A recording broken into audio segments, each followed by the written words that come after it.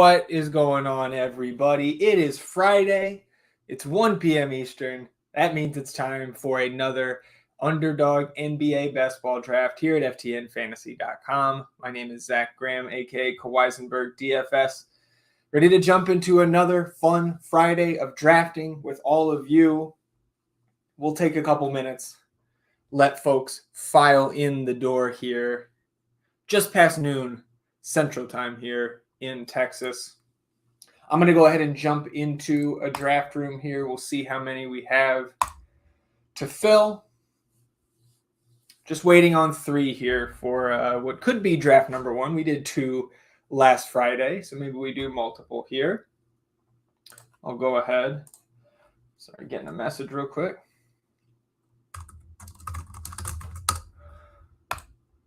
We'll go ahead and drop the link to the rankings. Of course, these top 200 rankings, always free at FTNFantasy.com. Got a little update in there this morning. We can talk about some of those updates along the way.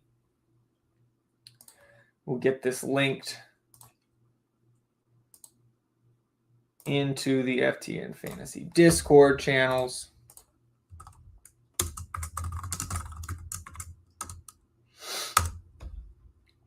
How's everybody doing? Not a bad start to the NFL season last night. Not bad at all. Unless you're like me and you have Mark Andrews in some of your main season-long leagues.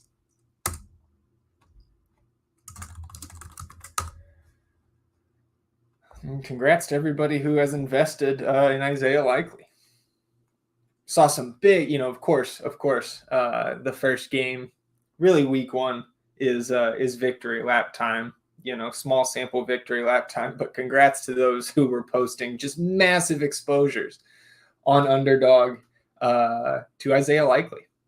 Saw some numbers as high as like 40% for some users.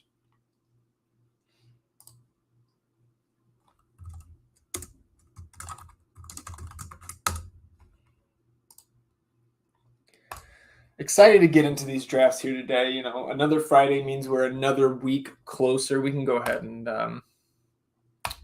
looks like we're full here, so we'll make that draft board bigger. We'll get a couple zooms on the monitor. Starting off with the 4. I see Kinnick in here. Good to see you. UNC made it in. I was worried about you, Chris. Chris jumped in bright and early this morning into the Discord saying, might not be able to join the draft today. It's a busy day at work. But here you are, Chris. Here you are. And sitting at the 7. So at least I have a little bit of buffer between us two. Not sniping each other the whole time. Twisted Fantasy in here. And Wesley, I believe that's Matt. Good to see Matt in here again. So we're at the 4. I know I was whining last week about not getting top 3 picks. I did get the first pick twice in some drafts this week that I did. So we got some Joker share. We got a Wimby share into the portfolio. Here's UNC. Barely made it, but in here. And we're off. Mr. Rojas on the clock here with the 101. Then Kinnick. Michael Floyd in here saying just looking for ranks for this. Didn't even know FTN had them. Every year, my friend, every year. Top 200 as Wemby goes off the board first. And that's one thing to note. I believe that Wemby ADP is up to 1.3. Jokic down to 2.1. So really right off the bat here, as Luka goes 3, I like that because we'll get Giannis at 4. I have him ranked 3rd, ADP of 3.7, but right off the bat here, I still have Jokic a hair above Wemby. And those of you who know me know how much that pains me. I really want to put my guy at the 101. And again, I have no issue if you take him there. But I would lean slightly towards Jokic. And just like what we've talked about that over the last couple of weeks on the live stream is that I just feel a little bit safer with Jokic at the 1 spot. Just a more competitive team at the end of the day. I just don't think you can go wrong. Really, in the top 3 picks, I could hear an argument for Embiid over Luka. But again, I've got the Joker, Wemby, Giannis, then Luka as my top 4. And again, you can grab those ranks in the comments right here, the live comments on the YouTube. UNC, Embiid at 7. So a very strong start for Chris there. Getting rewarded for, rushing over to the stream. Again, you'll see a couple changes in those rankings. Some of the changes, Scotty Barnes has moved up to 12 in my rankings. Paolo remains at 8 here, right? And we've talked about Paolo at length, how if you're at the back of that first round, that's one of the better values, I think, there. ADP of 11.2. That's even come up, right? Paolo, I think 2 weeks ago when we started the streams for the preseason, he was sitting around 13. So we're seeing a lot of these ADPs shift drastically. As we said when we started, that happens, especially now, right? Like, we are now officially in draft season for NBA, right? You get NFL kicking off yesterday. So, of course, people on Underdog will be drafting your weekly drafts. They will have some best ball tournaments that start late that are still season long. But this is where we really start to see these NBA draft rooms here in the Double Dribble pick up in terms of how quickly you can get into one of these live drafts. And, if you're, as Matt's on the clock here with his first pick, if you are somebody who has not signed up yet at Underdog and you want to get in on this action, you can head over to Underdog Fantasy and sign up using the promo code FTN. And now, right, last week, this was a different offer. Underdog has just full throttle here. Promo code FTN at sign up, 100% deposit match bonus up to $1,000. That was 50% up to $250, I believe. As recently as last week. So I see Matt get Paolo at 11, great value to start. Twisted Fantasy, who I think has been in here with us every single draft. Scotty Barnes at 12. So if you could start at the 12, 13, maybe Scotty Barnes, Durant, maybe he's going to grab a guard here. You can see Trae Young by ADP would be the pick here, 13.7. I've got Trae at 17. But again, sign up, promo code FTN at sign up here at Underdog. 100% deposit match bonus right now up to $1,000. Also, I don't want to leave out, you also get a special discounted pick at sign up too. So not only the deposit match bonus, right? Just build that bankroll right off the bat. Special discounted pick as well for new customers. Promo code is FTN. So Scotty Barnes, Trae Young went at the turn. Matt pairs Paolo with KD. Pretty hot start there. Then LeBron. Then Pascal Siakam at 16. Then Halliburton. So UNC up here. The 2.6 started with Embiid at pick 7. We'll see if he's going to go Jaylen Brown here or sticks with the guards. Maybe a John Morant. We'll see what Chris is going to do here. Couple picks till I'm back up on the clock. We've got Giannis in tow. UNC goes Ja. And we've got Porter the Cat, who I believe has Tatum. And then we've got Woody at the 2-8, who has SGA. So again, by my ranks here, my pick, even with Giannis already on the roster, is going to be Jaylen Brown if he's available. Still ranked 18th for me. That ADP has been trickling, really kind of bouncing around the low 20s there for Jaylen Brown. I want to say it was a little higher last week. Jalen Brunson off the board at 19. Now Chet. So this is an easy pick here. We'll keep things moving along. Jaylen Brown. And we've got 2 wings, 2 high-end wings here locked in the first 2 rounds. If you're just joining us for the first time here, welcome in. Happy NBA preseason. Happy NFL season to everybody who celebrated yesterday. And again tonight, pretty darn good game on the docket as well down there in Brazil. But if you're just tuning in for the first time, some of the strategy we've talked about here, again, for years we've talked about the hero big build in NBA best ball. The wing position over the last couple of years has gotten more and more scarce, and I think that is kind of the peak strategy for me right now, is trying to load up on elite wings early and fill in around those guys as we go. But again, when you're drafting 150 of these teams, you want to mix up your strategies, especially early on here. See which types of builds you take to. Again, one of the drafts last week, I believe I started didn't I? Or maybe it was UNC who started double big build, but I feel like I did that as well. That might have been one of those drafts in the midweek that I did on my own when I got into those top 2 spots. After Jaylen Brown, Julius Randle at 22, then Devin Booker, De'Aaron Fox, Kawhi Leonard. Kinnick on the clock here. No wings yet. Kawhi goes 25th. I just kind of skipped over that. Again, you can see this room taking these wings kind of in lockstep here, trying to load up on some of these high-end wing options because it gets thin real quick. Kinnick Shingun, so double big there. I'm going to tag him in the chat here in a minute and see if he is around. So we've got a decision here. I don't have any bigs yet. Obviously, I'm high on LaMelo. My rank 22, ADP right around 27.5. But Zion is sitting right there, and I can get some pretty darn good guards later. So I'm going to break from my ranks here. I also have a ton of LaMelo because his ADP was hovering around 29 last week, and he actually came down a spot or 2 in my rankings. So we will go Zion. So we start 2 wings and a big. Giannis, Jaylen Brown, Zion. Not a bad start. We'll bring up the draft board here.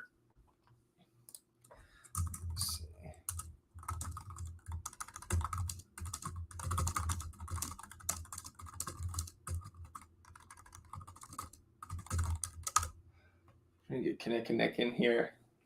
Get some of his thoughts on the draft as we go. After I took Zion, which I didn't even notice, Bam goes 27th. That's one of those guys that I am much lower on than the field. I've got Bam at 38th overall. I've still got him as my 9th big. So he's drafted as the 8th big off the board here. But again, Bam Adebayo, not somebody I'm going to have a ton of in my teams this season as things stand right now, just based on where he's being taken and how I see him. After Zion, Lauri Markkanen, DeMar DeRozan, Donovan Mitchell.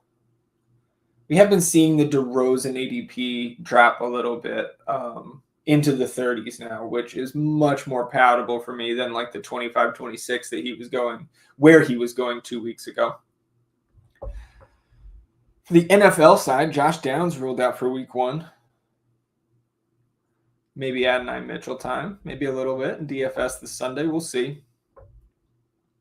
Update on the Steelers QBs. Individual period today featured Justin Fields throwing the ball and Russell Wilson, who was limited with calf tightness yesterday, watching on. So maybe going to go pick up some Justin Fields in some of these season-long leagues. We'll see. We'll see. Okay, Kinnick saying multitasking between the draft and work.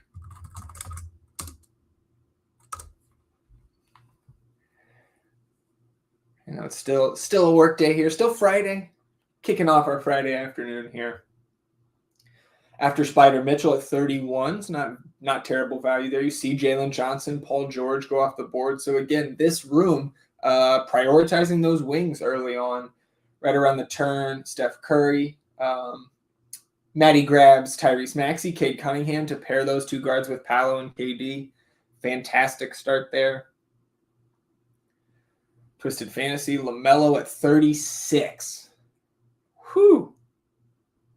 That is some value. Then goes Emmanuel Quickley, Cade Cunningham. Emmanuel Quickley, a little bit of a reach for me, especially you're pairing him with Scotty Barnes there, but not the worst thing in the world. Rudy Gobert at 39. Franz Wagner, James Harden, Damian Lillard. So we're in the hole here. Looking for guards, DeJounte. He came up a little bit in my ranks update. DeJounte, Kyrie, I wouldn't be opposed to here at all. Josh Giddey, we've talked about him at length. Maybe able to get Josh Giddey in the 5th here. We'll see. There goes DeJounte. We're on deck. Woody on the clock. 1-1-1 so far. Let's see, Michael asking, do you do the daily drafts as well with NBA? Yeah, during the season, you mean? Absolutely. I fire a couple of those every day. Kind of cover the full gamut here, Michael, during the season. On the clock here, we're going to go ahead, get Kyrie Irving on the team. We'll take that. Yeah, kind of, you know, I'm a big time DFS player in terms of just playing every single day, as many slates as I can. DraftKings, FanDuel. I'm more partial to DraftKings. You know, of course, Underdog. We talk prize picks as well, of course, in the Discord. Boom Fantasy has been pretty friendly to us as well. Obviously, a lot of these drafts. And then, like you said, those daily drafts too. Something that I really started dipping my toe into last year. Hey, there's Jeff. Listener mode only today, working, so can't watch consistently. Appreciate you tuning in anyways, Jeff. All you guys really enhanced this Friday experience for me. And everybody else tuned in, I'm sure. All right, coming back around after we got Kyrie at 4-9, Kyle Kuzma, Miles Bridges, McCall Bridges, J. Dub, Brandon Ingram. And consignment goes with Jamal Murray, and that works out very nicely for me. I've made my case about Josh Giddey plenty. Get him right at ADP, 52. So that feels like a pretty strong start here on our Friday. Giannis, Jaylen Brown, Zion Williamson, Kyrie Irving, and Josh Giddey. Feeling great about that start. Now, Woody on the clock adds a second wing. So out of that 5 spot, SGA, Chet pairing, Markkanen, Mobley, Brandon Miller. Then Jimmy Butler off the board. Porter the Cat there in the 6th spot, just one of 3 teams without a big so far. We have 2 teams with 2 bigs. Oh boy. What's going on, Ezekiel? It's been a minute, my friend. It has been a minute. Hope you're well. Ezekiel's asking, what's your short list after picks 40? What are you prioritizing? In terms of like after picks, after right around 40 overall, who am I prioritizing there?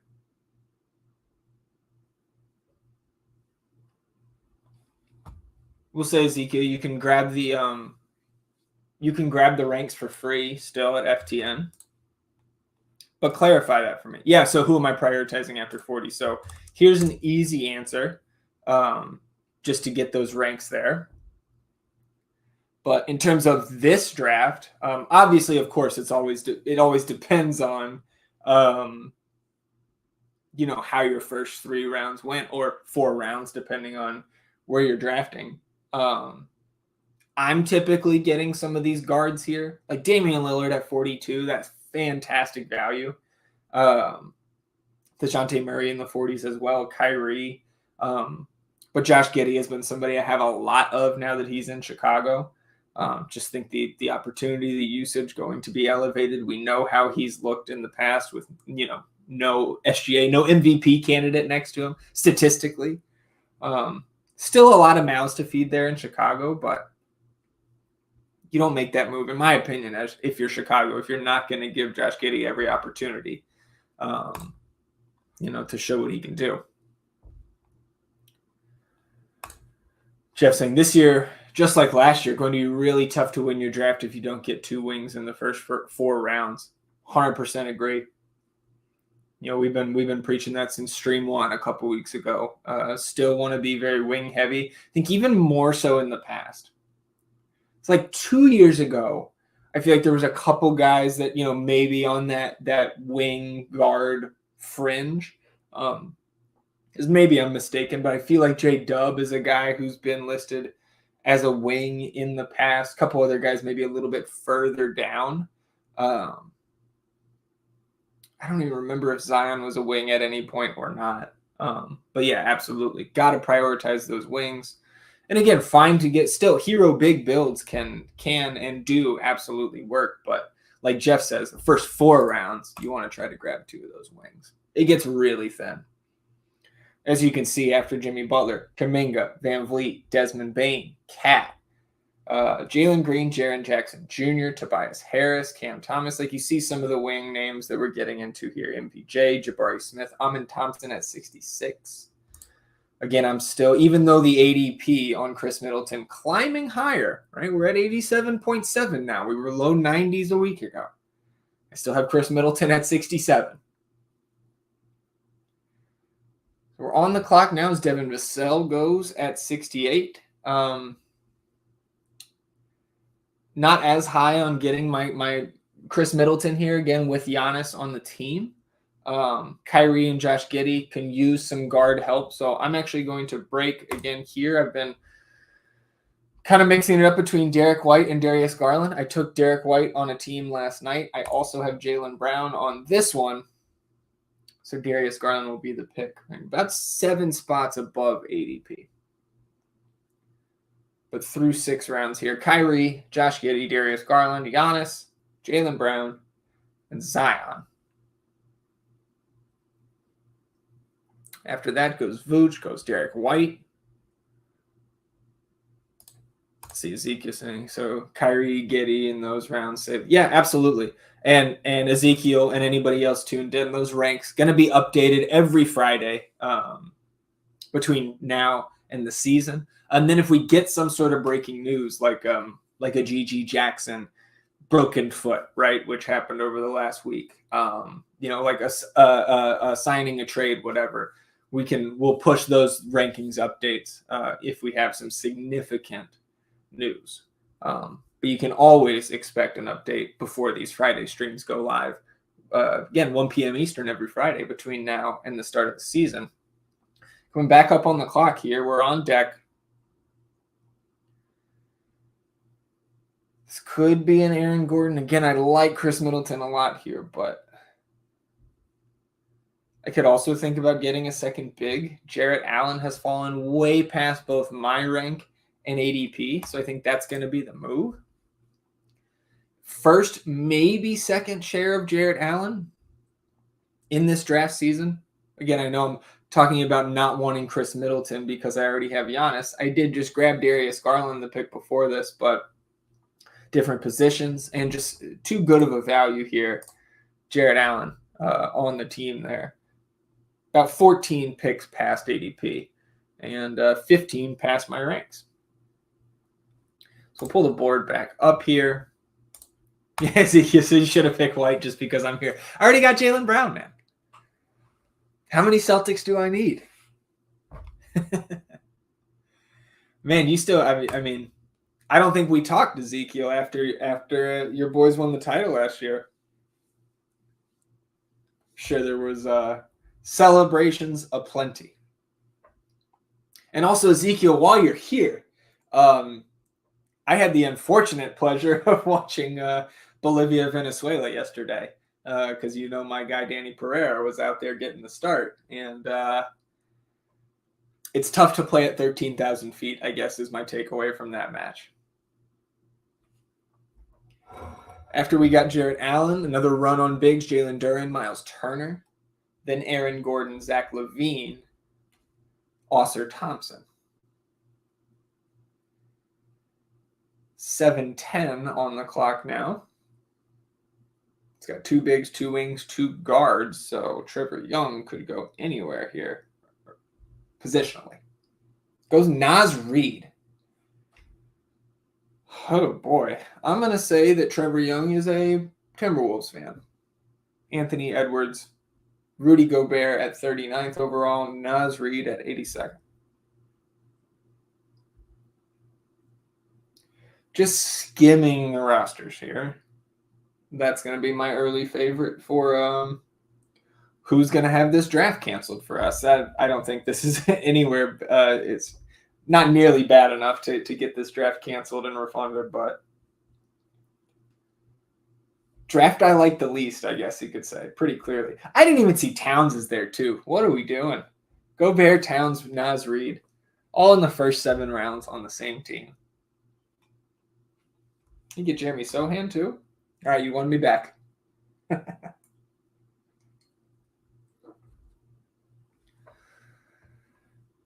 All right, we're coming around here in the 8th. So you said, oh no, wrong game to watch. Yeah. Well, you guys caught a break with Uruguay, right? With all those guys suspended. I know Venezuela has some injuries as well, but whew, that was I turned it off after the 3rd goal, man, like coming right out of the half. That was tough. Jeff's 10 spot really enjoys donating to the player pool. Yeah, prize pool, yeah. UNC, you love Modest Buzelis, man. As Middleton goes 89th, UNC, Buzelis. I think Buzelis, I have it like 120. Looking at the ranks. Maybe further. Yeah, 127 for me. UNC, that might be the place where we differ the most. The single player that we differ on the most. Yeah, I could tell, man. Is that like the pick's gonna be Trace Jackson Davis for me here. I just can't quit it. Could probably get him on the other way or on the way back, but I'm just going with my ranks here. Give me the case for taking Modest even in the top 100. I just don't see him getting the playing time early on. Right? Like,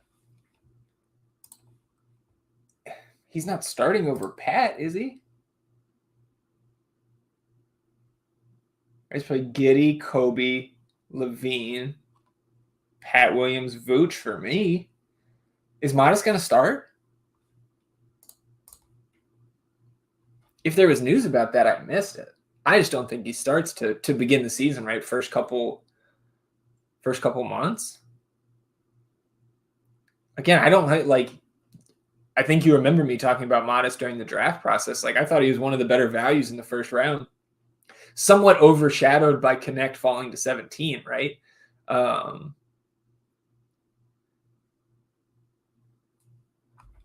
Ezekiel said Trace Jackson Davis is a good pick. Yeah, one thing I like about that, Ezekiel, is that he's wing eligible.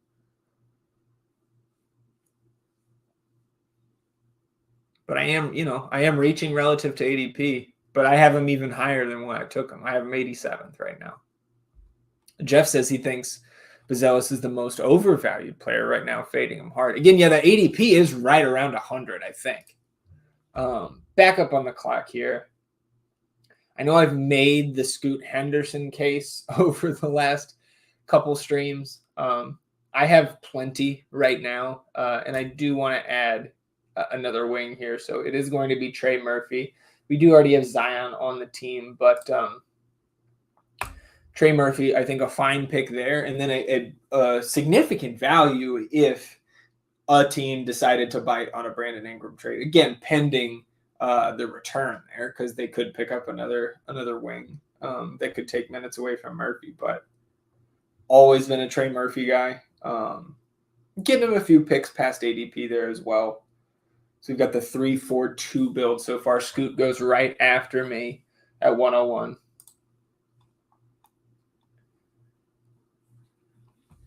Let's see. UNC says absolutely not starting. Just think he gets more run as the season goes on. Could be one of those. Yeah. I 100% agree with the take on thinking he gets more run as the season goes on. Could be one of those young wings peaking late in the season. So I guess I'm more okay with it. If you've got that baseline of wings, right, and he's really just a depth piece for you, which I know you've got, right, Gordon, Amon, Kuminga. So he's your wing 4, which is fine. And if you want to, if you wanted to take him there, you based on ADP, you probably needed to take him where you did. So I get it if you like him. We're just, I'm 25 picks behind ADP in terms of my ranks on him. But it's not crazy at all. And again, I think Modest is going to be, I think we're going to look back on where I was 11th, right, to the Bulls. I think we're going to look back on that as a value a couple years down the road. Pat Freiermuth, 4-year, $48 million extension. Ezekiel, got to go back to work. Come on, man. Come back. Come join the family. We'd love to have you back, Ezekiel. Good to chat with you, man. Message me anytime, as always. Coming around on the 9-10 turn here after Scoot went PJ Washington, UNC, you got Terry Rozier, then Sexton, Nurkic, Beal, Podziemski, Ricochet, Jakob Poeltl. Jakob Poeltl at the 109. Another guy who jumped up significantly in the ranks. I don't think I got him up to the 110s, but did take a jump. Keldon, I was just going to say, is Zach Edey still on the board? There he goes at 111. Keontae George. So we got UNC on deck here. 3-4-2 build for me.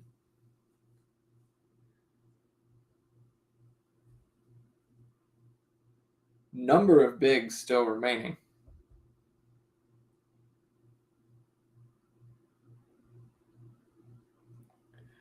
There goes Zubac. Probably looking for a guard here. Would think UNC 4-4-1 going to take a big. Maybe takes the luxury here of putting Porzingis behind Embiid. Now that we're into the 1-teens. Interested to see what Chris does here.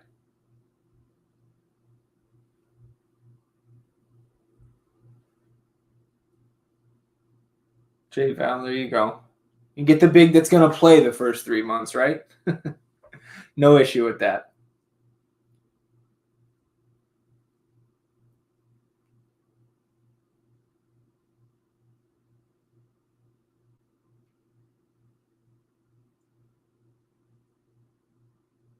So we're in the hole here. 3-4-2 build. There goes Drew Holiday. So top of the board, Porzingis, Mark Williams. Then you've got a group of 4 guards. Cam Johnson off the board. So I've got Zion and Jarrett Allen in tow. I need a guard. But we've got this group of 4 here, and we've got 6 picks between this one and the next. At 117, and my 2 centers that I can already, I think, be pretty reliable for not being a first or second round big pick, rather. It's going to be Porzingis for me there at pick 117.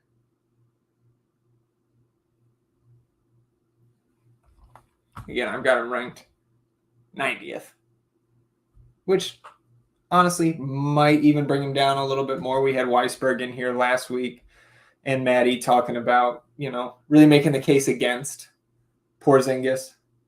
117, just too late for me. So if he does come back, and again, if he's getting up to full-ish minutes in those playoff rounds, feel pretty good about that. Ivy, then Hartenstein. Jeff says, generally can't think of a worse pick at ADP than Buzelis right now. Late lottery pick, so draft capital is an elite. Also not a clear path to large minutes. Yeah, again, I'm very, I'm off by about 25 picks between my ranks and ADP on Buzelis right now. I think some folks could make an argument for Porzingis, right? His ADP is like 88, but I'm much closer there with the 90th ranking. Monk, then Stephon Castle. So we're going to get one of these guards, and that is Chris Paul, Klay Thompson, Shaedon Sharpe. Chris Paul, the guy I have the most of, and one of the guys that I'm probably the highest on relative to ADP. I have him ranked 112, ADP of 134. I've also got Kyrie, so I don't necessarily want to get Klay there, so probably going to be Chris Paul or Shaedon Sharpe for me here. We've also got starting point guards and Dennis Schroeder and Tyus Jones still on the board. Herbie Jones goes, so I think I'm just going to keep adding to my Chris Paul war chest here. Again, still right around a fantasy point per minute player. Should be the starting point guard for the Spurs, at least till that trade deadline. I'm getting him, about 10 picks behind where I have him ranked. As we head off into, there goes Tari Eason, my guy. So we head off into the rest of the 11th round. 4-4-3 build. Kyrie, Josh Giddey, Darius Garland, Chris Paul, wings of Giannis, Jaylen Brown, Trace Jackson Davis, Trey Murphy III, bigs, Zion, Jarrett Allen, and Kristaps Porzingis. UNC on the clock, 4-4-2 build. Goes Kelly Oubre. So I guess that's another question. If you have the ability to type in the chat here, Chris. Is Oubre a starter for you?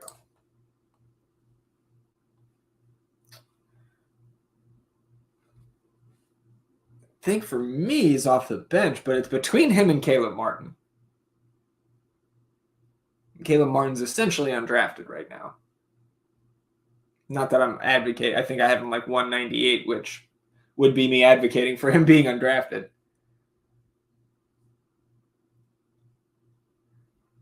But, you know, it's who's that starting group, right? Is it Maxey, George? Surely it's not Maxey, George, Oubre, Martin, and Embiid, right?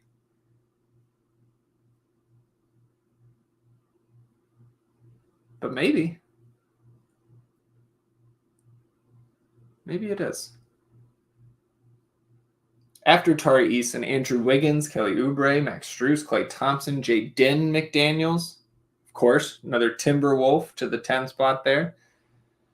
Mark Williams at 131. That's pretty great. Russell Westbrook, Clint Capella on the turn. Then Shaden Sharp. Doing it again out of the 11 spot there. Wings of Paolo, KD, OG, Jaime Jaquez,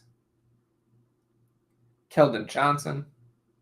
Guards, Tyrese Maxey, Cade Cunningham, Jalen Green, Cam Thomas, Brandon Podziemski, Shaden Sharp. Just got that first big, but Mark Williams at 131. I imagine that's going to be 4 bigs, so 3 of the last 4 picks probably bigs. We'll see. UNC back on the clock here. 4-5-2 build.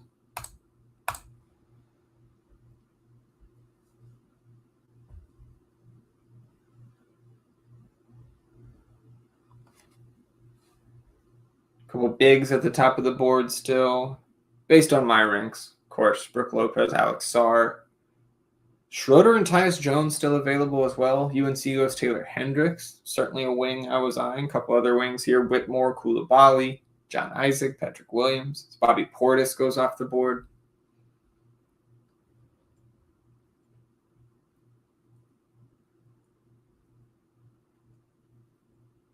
And Dante DiVincenzo.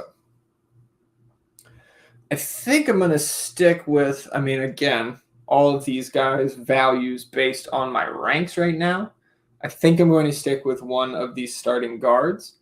And I'm going to lean Tyus Jones over Dennis Schroeder in this spot because I know there are multiple nets left on the board that I have interest in at other positions. And also Schroeder, one of those nets where I'm obviously no issue taking him right here, but him, Cam Johnson, Nick Claxton, right? Guys that you would think get shut down after the All-Star break at some point. And just the threat of that happening in those playoff weeks can be a good tiebreaker, depending on how heavily you think these guys are going to tank when they really turn it up to 11. Brook Lopez, then Schroeder goes, then Koulibaly. John Isaac. Kinnick back on the clock here, 5-4-3. We got 4 5-4-3 builds here right in a row.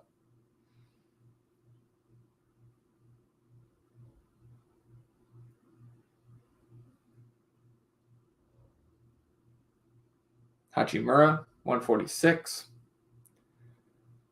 I know the pick, if he's still here, it's going to be that top wing left in the ranks. And he is, so Cam Whitmore, right above ADP here, right? ADP right around 152. We'll take him at pick 148. In the 130s in my ranks there. So we're at 5-5-3 headed into the rest of the 13th. We added Tyus Jones and Cam Whitmore. in the 12th and 13th. So we got 3 more picks here with the 5-5-3 build. I'm not opposed to a 4th pick in this build. Not opposed to it. A couple decent options. Alex Sarr goes 149, then DeAndre Hunter.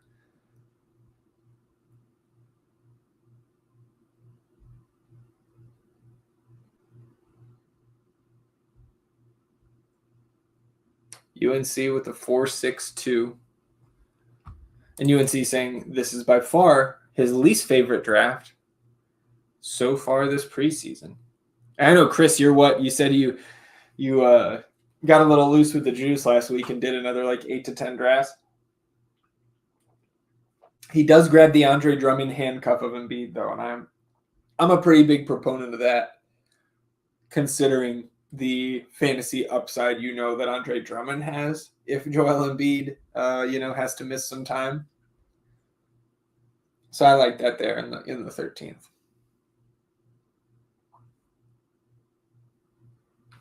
Kessler off the board next.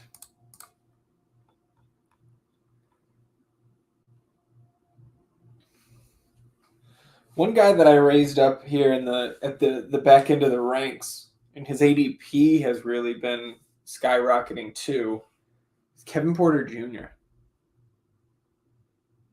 I think Kevin Porter Jr., like for me, if I have to make the call, Nerf gun to my head today, who gets more time, KPJ or Bones Highland, I think I'm saying Porter Jr. The field is certainly saying that as well. So UNC not happy with the draft so far. Bigs of Embiid, Jonas Valanciunas, Andre Drummond. Guards, Morant, Mitchell, Dame Lillard, Terry Rozier. And I imagine, Chris, that like what threw you for a little bit of a loop there was the fact that Damian Lillard was still available at 42nd overall.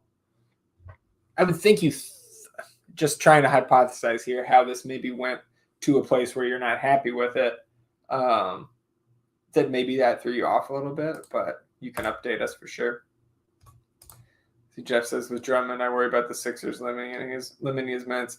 Yeah, but Andre Drummond doesn't need that much time to give you a very, very usable fantasy score. And again,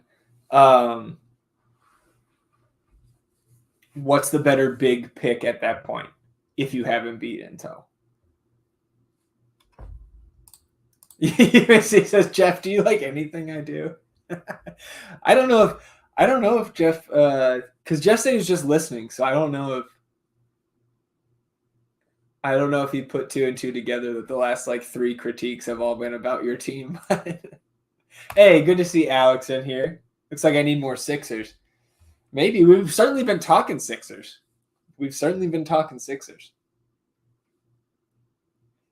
Oh, I was just thinking yesterday, I was walking the dog and thinking, oh, I can't wait. I just want a healthy Celtics Sixers playoff series. Give it to me.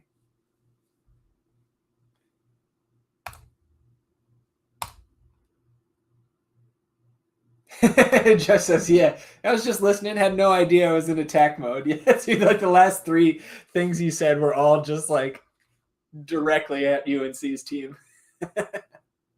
But to be fair, Chris, you did say this is your least favorite draft you've done so far, and you've done more than 100 of them. Yeah, and so again, wanted wing there, but the guard back. Hey, I totally get it. And a number of the guards, I'm sitting here running my mouth, and I auto-drafted Alex Caruso. It's not the worst thing in the world, but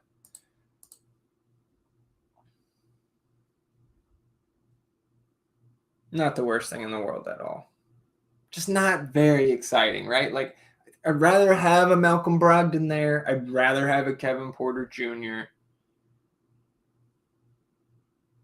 Reed Shepard is very, very close. So Caruso's going to be out there if he can stay healthy, right? Not a great fantasy producer, but. Well, that kind of pushes me towards getting wings here. It's gonna be Ron Holland for me. Again, another one of those guys that you probably don't shut down at the end of the year, maybe getting some extended time. And again, we already know what he can do statistically at the G League level. And we know what he can't do, once he gets outside of like 20 feet. But 15th round, Ron Holland. Don't hate it at all. So I think I'm probably done with guards here, coming around into the final round of our first draft today. But Bub Carrington is still there. I like Bub. I think Dyson Daniels is a little bit interesting. Underdog tweeting Russell Wilson hopes to play week 1. Oh, God. 9-8 somehow. After I took Holland, Nembhard, Okongwu, UNC takes Bub Carrington off of our hands. We've talked about the Brooklyn values down in this range. So, I am not opposed to picking up Klingon if he's there. Mitch Robinson, right? I've got 16 picks above ADP in the ranks. It's the starting center for the Knicks, right? Again, he could get been relatively injury prone in his career. The Knicks can absolutely go small and limit his minutes. He's never been a big minutes guy anyways, but if you are hurting for bigs in the 15th, 16th round, Mitchell Robinson, why not? After UNC took Bub, you see Bojan go off the board, Grady Dick, Trey Jones, Donovan Klingon in the 15th round. I know that the 11th spot there needed bigs, so that's pretty good value. Pretty darn good.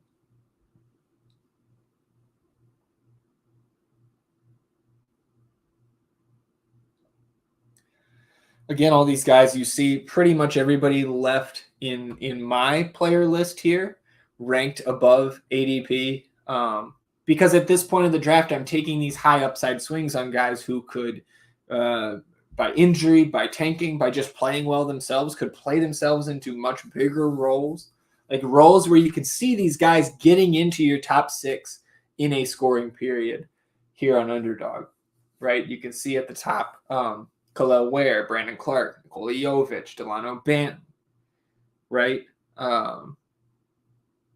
Jalen Wilson, Day'Ron Sharp. I already said Dyson Daniels' name. Sharp, Olenek, right? If Jakob Poeltl went down. Wendell Carter Jr., another starting big, who similar to Mitch Robinson, right? Who goes to the 11th spot there, picking up Klingon and Mitch. There goes Sharp. There's plenty to like down here in the 16th round.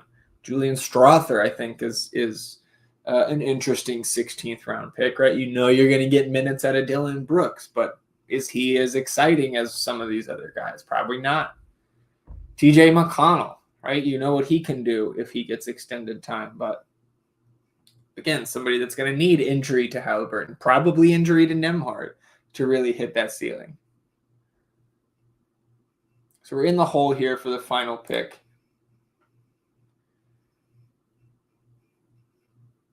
Probably going to be a wing here for me. And we're going to try to get to January with just Zion and Jarrett Allen and then add Kristaps Porzingis into the mix.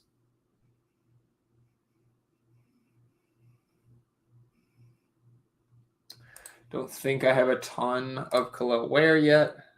So be happy to add him to the team. That's what we'll do. Again, Jalen Wilson, one of my favorite picks here in the last round. Jovic as well, teammates here of the rookie Ware. We'll get Ware there on the team. 10 spots behind ADP, so not bad. Right before me went Delano Banton, Rob Dillingham. UNC finished off his draft with Dyson Daniels. Hey, there's Maddie. He says, healthy Final Four, Sixers, Celtics, Knicks, plus whoever else would be great. Yeah, and like that trio of teams you list in the parentheses there are pretty exciting, at least to me. As we can, there's Caleb Martin. We'll get another draft started up here. Connect finishes off with Caleb Martin at 191. Oh, Rojas still on the clock. But Magic, Bucks, Pacers, right? Like, are we shocked if the Bucks are right back at the top of the East again? They're healthy. If Damian Lillard has a better season. The Magic, of course, just super young. You add KCP. Team on the rise. Re-up John Isaac for 4 years. Again, having him as like your 8th or 9th guy. Let's, you know what? Let's pull this back up before we jump into another one. Check out the teams here. I guess we'll do ours first. 6-7-3 build here out of the 4 spot. Guards ended up Kyrie, Josh Giddey, Darius Garland, Chris Paul, Tyus Jones, Alex Caruso. Getting the Caruso was the auto pick. I think I've gotten one of those every stream so far. Just running my mouth here. And if you don't love to hear yourself talk, I don't know, how you do streams like these. Wings, Giannis, Jaylen Brown, Trace Jackson Davis, Trey Murphy III, Cam Whitmore, Ron Holland, Khalil Ware. And then bigs, Zion, Jared Allen, and Tingus Pingus. Look at Mamu Kalashvili getting a little bit of ADP action there at 187.5. Not for me this year, but I do love me some Mamu. So Matt, I'm pretty sure Matt is in Wesley 13 here. So wings of Paolo, KD, OG, Jaime Jaquez, Keldon Johnson, Pat Williams. Guards, Maxey, Cade, Jalen Green, Cam Thomas, Pajemski, Shaden Sharp. And then bigs, again, we were looking at, right, out of the 11th spot, we were looking at Matt's roster there in the 11th saying Mark Williams was his first big. He does indeed go 4 bigs. So Mark Williams, Draymond Green, Donovan Clingan, Mitchell Robinson. I like that team a lot. UNC, again, said he didn't like his team mid-draft, but bigs, Embiid, Jonas Valanciunas, and, handcuffing Embiid with Drummond.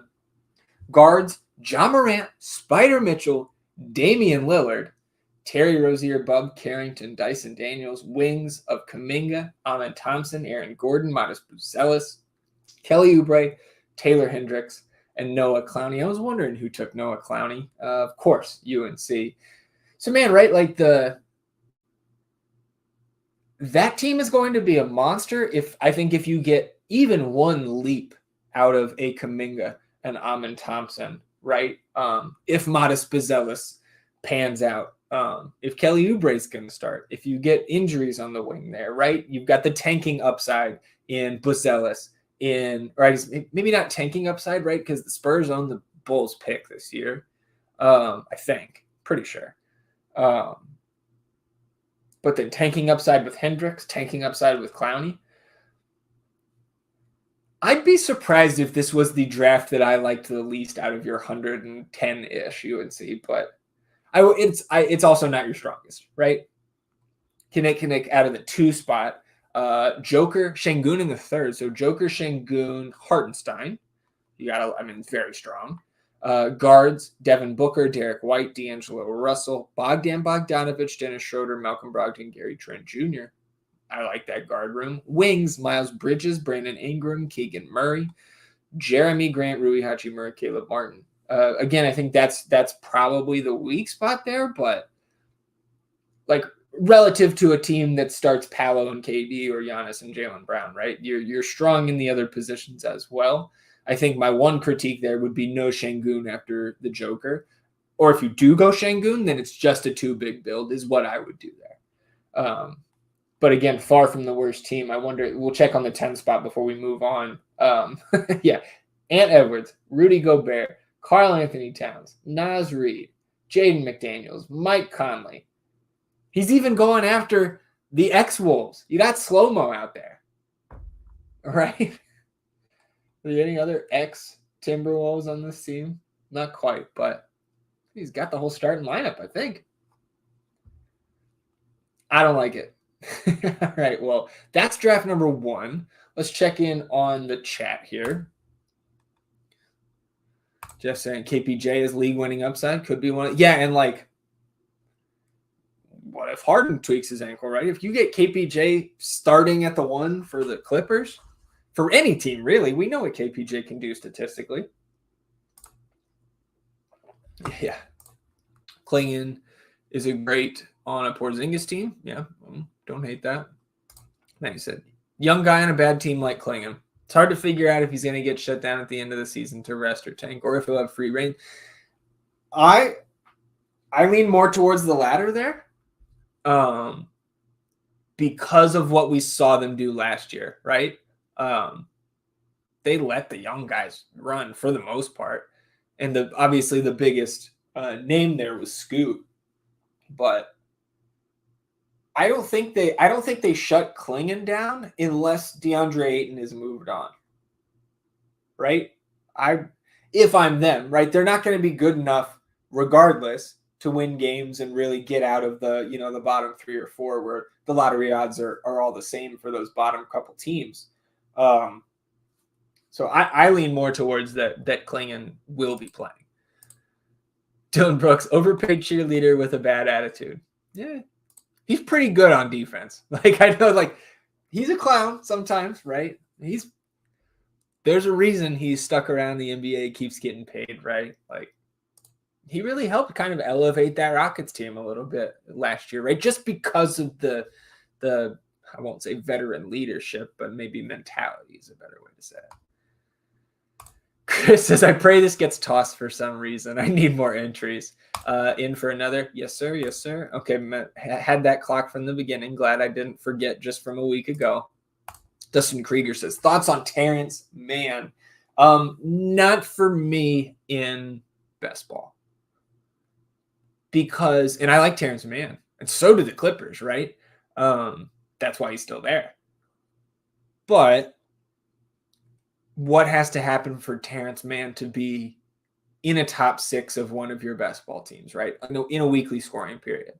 You need at least one, probably both, of Kawhi and Harden to go down. And then you also need Terrence Mann to be somebody picking up enough usage and being able to fill up the box score enough around guys like Kevin Porter Jr. and Normie Powell is still there, right? So Terrence Mann is not for me. He's not ranked in my top 200. But, if that's your 16th round pick and you feel strongly about Terrence Mann and the potential for upside there, again, you can draft almost anybody who's in a rotation in that 16th round. And I won't call you crazy, but it's not for me this season, Dustin. UNC said, okay, well, and before we keep going here, let's go ahead. Let's just get into another draft, right? Coming up on 1 p.m. here in Texas. We'll jump into another. Waiting on 4 here. Hopefully it doesn't take as long as that one did for us last week. Russell Wilson said he's taking it day by day. That doesn't sound like he's playing to me. While we're waiting here, is Justin Fields rostered in my deeper leagues? Bastard, Chris.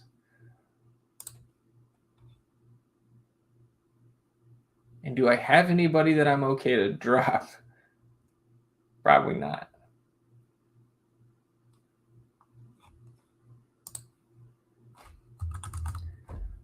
Because Russ is gonna start, right? When he gets back healthy. Unless Justin Fields all of a sudden is good. Oh. Sorry, but NFL diversion while we're waiting here. UNC said he took some shots on some hopefully ascending wings. Yeah, absolutely, right? Your Kuminga, the Amon Thompson, and the tanking upside. Yeah, 100% how I read that, Chris. I thought you did well to kind of round that out as the Damian Lillard curveball was thrown at you there in the 4th.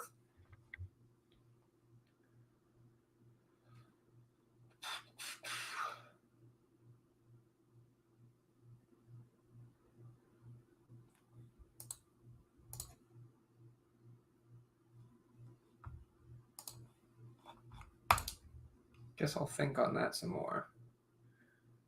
It's a deep league. It's 2 quarterback. Got Josh Allen, Lamar Jackson, Deshaun Watson. Drop Jerry Jeudy for Justin Fields. Sure, this is what all of you tuned in for when you clicked on Underdog NBA Basketball Draft, is Zach talking about his season-long teams. Still waiting on 3, so if you're just tuning in here, I will also ping the FTN Discord channel.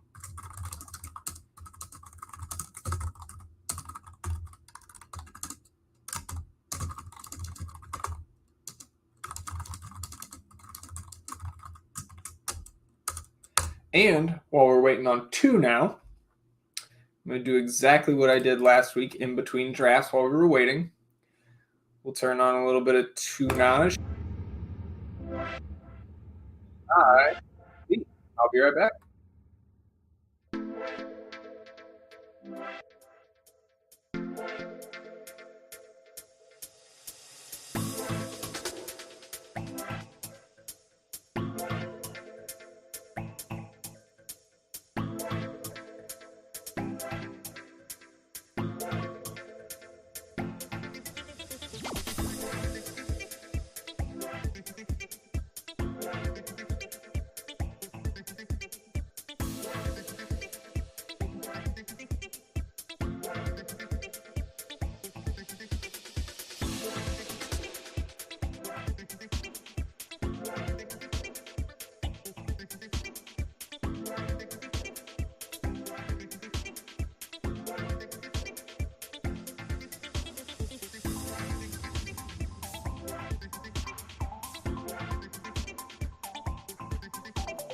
No magic like last week, huh? Get up and go to the bathroom and the draft is ready to go when I sit down again. That's all right. Just waiting on 2. If you're able, I know it's early Friday afternoon for most of you here. But if you're in a spot where you can jump in and draft, come along with us.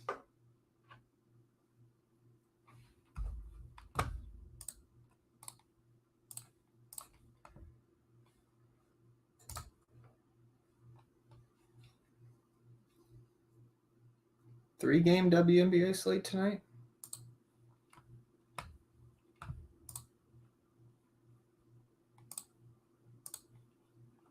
Yes, I am paying attention to the WNBA, even when there's NFL football. 4-gamer tonight. One of those wasn't posted. Ooh, Ace's Sun. Might be dual screen night for me. Between Aces and Sun, Eagles and Packers. Waiting on 1 here. Just 1 till we can get going here on draft number 2. And Justin can't draft. Also ahead of schedule. I bet you and UNC probably been battling it out in some of these early drafts. Hey, good to see Mo in here again. Just joined. Awesome. And 1 more, and we'll be off and running. Again, if you have not signed up yet at Underdog, promo code FTN at sign up now gets you, for at least for right now. So if you've been on the fence about joining Underdog, promo code FTN at sign up, 100% deposit match bonus up to $1,000, and new customers signing up with the FTN promo code get a special discounted pick in their pick'em games. Again, promo code FTN at sign up over at Underdog Fantasy. If you haven't jumped in yet.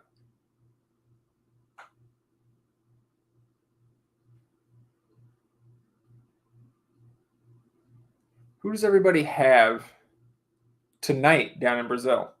Sao Paulo, I believe, is where they're playing. Eagles and Packers. Another game just chock full of, high-end season-long fantasy assets. So it'll be another exciting night in the league group chats, to be sure. The barbs were flying last night, especially at me, Mark Andrews owner. Poor me. No Isaiah Likely's for me in season long. Yeah, my main leagues are mostly dynasty, but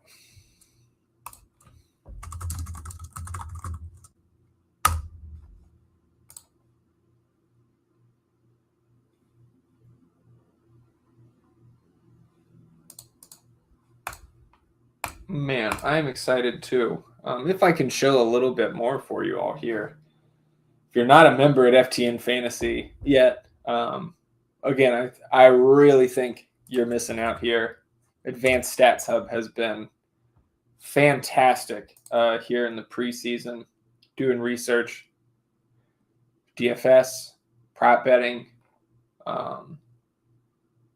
Of course, your season long DFS coming up this weekend. I can't wait to have this 2024 data start filtering out. A shout out to the charting team here at FTN. Feels so weird to have Friday. I agree. Friday Night Football. And again, I'm far from the biggest football guy, even out of all of you all here on the stream. But Friday night, that's high school, man. What are we doing? As long as it's just this one Friday. Okay. Still waiting on one, just like we were last week. We can see it. The field has completely made the switch here. Up top, Victor Wembanyama, ADP of 1.2, Nikola Jokic, 2.1. And Luka has now passed Giannis. So again, I'm pretty much indifferent on those top two. Again, I lean towards the Joker if I have the one. But I love seeing Luka starting to go 3. Because that's far from a bad pick, but I would rather have Giannis on the wing there. That's why you see Jason Tatum above SGA for me. And Joel Embiid, I guess, has been slipping. 6.7 ADP now. It is fun to see these change week over week when we, reconvene here every Friday. And Justin, the eternal wait for one person, part 2. Absolutely.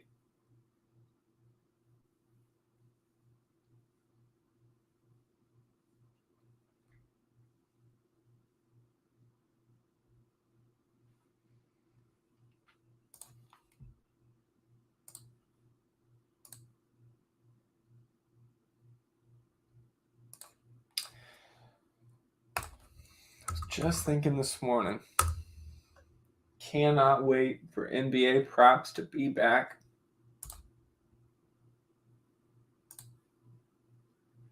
I know this, your underdog, your prize picks. I know they've got some season-long picks up there, but the daily grind is it's what we do it for, right? And traditionally, the beginning of the season is just so much fun. That's where you get, Oscar Thompson playing 30-plus minutes and places putting his rebound prop at 5.5 to start the season, right? Can't wait for whoever the 2024 edition of Oscar Thompson is going to be in the prop market.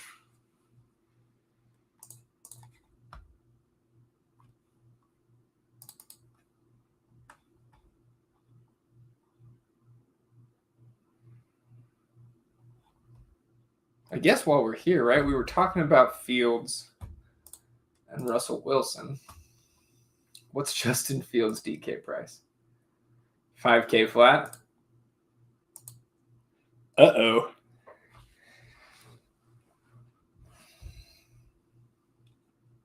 I don't know if I was going to play any Steelers. Now, give me Justin Fields at 5K flat?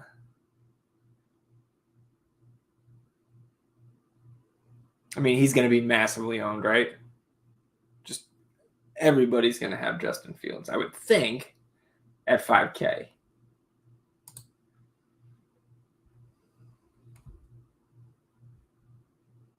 Interesting.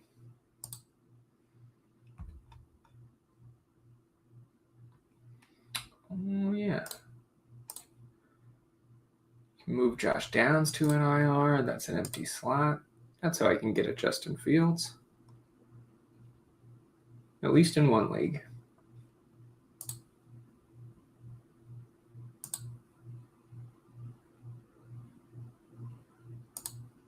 Still waiting on one. The eternal wait continues.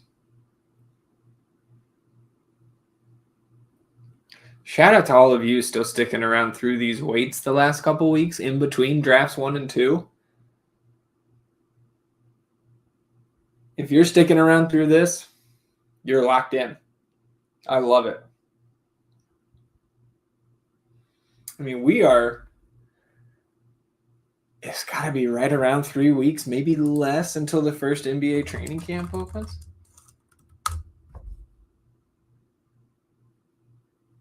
Training camp dates. Oh, nice. On my birthday, September 24th, first allowable date for players participating in Celtics and Nuggets preseason games in Abu Dhabi to report to their teams. Training camps open for all teams participating in preseason games outside North America the next day, September 30th, for all other teams. So we're between 18 and 24 days away from training camp. Preseason games October 4th, so we're under a month until preseason. And of course, regular season tip-off on the 22nd of October. Waiting for 2, waiting for 3. We're going the wrong way. You hate to see that. Yeah, Mo says, uh-oh.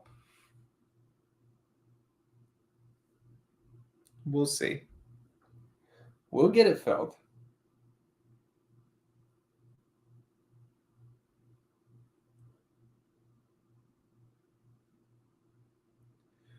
All right. While we wait, does anybody have long shot NBA championship picks? And by long shot, I mean anybody outside of Celtics and Thunder. Celtics obviously the favorites still, as they should be.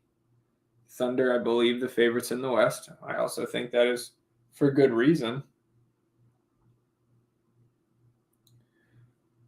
Who else do we see potentially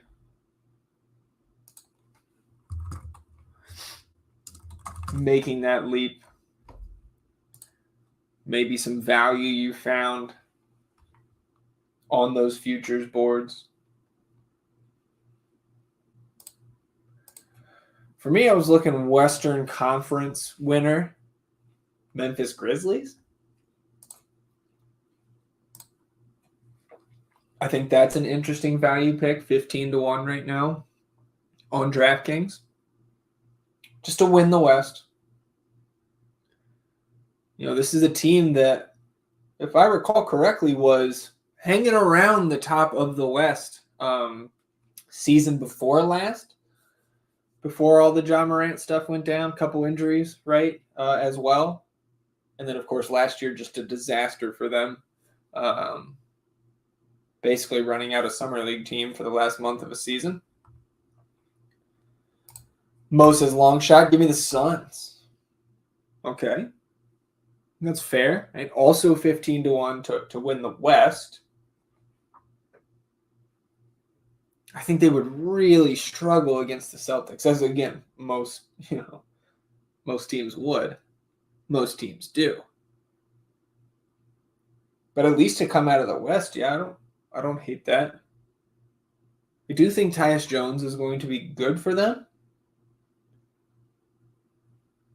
I worry about, of course, defensively. Like, that is the coldest take. And they just get beat to hell on the boards.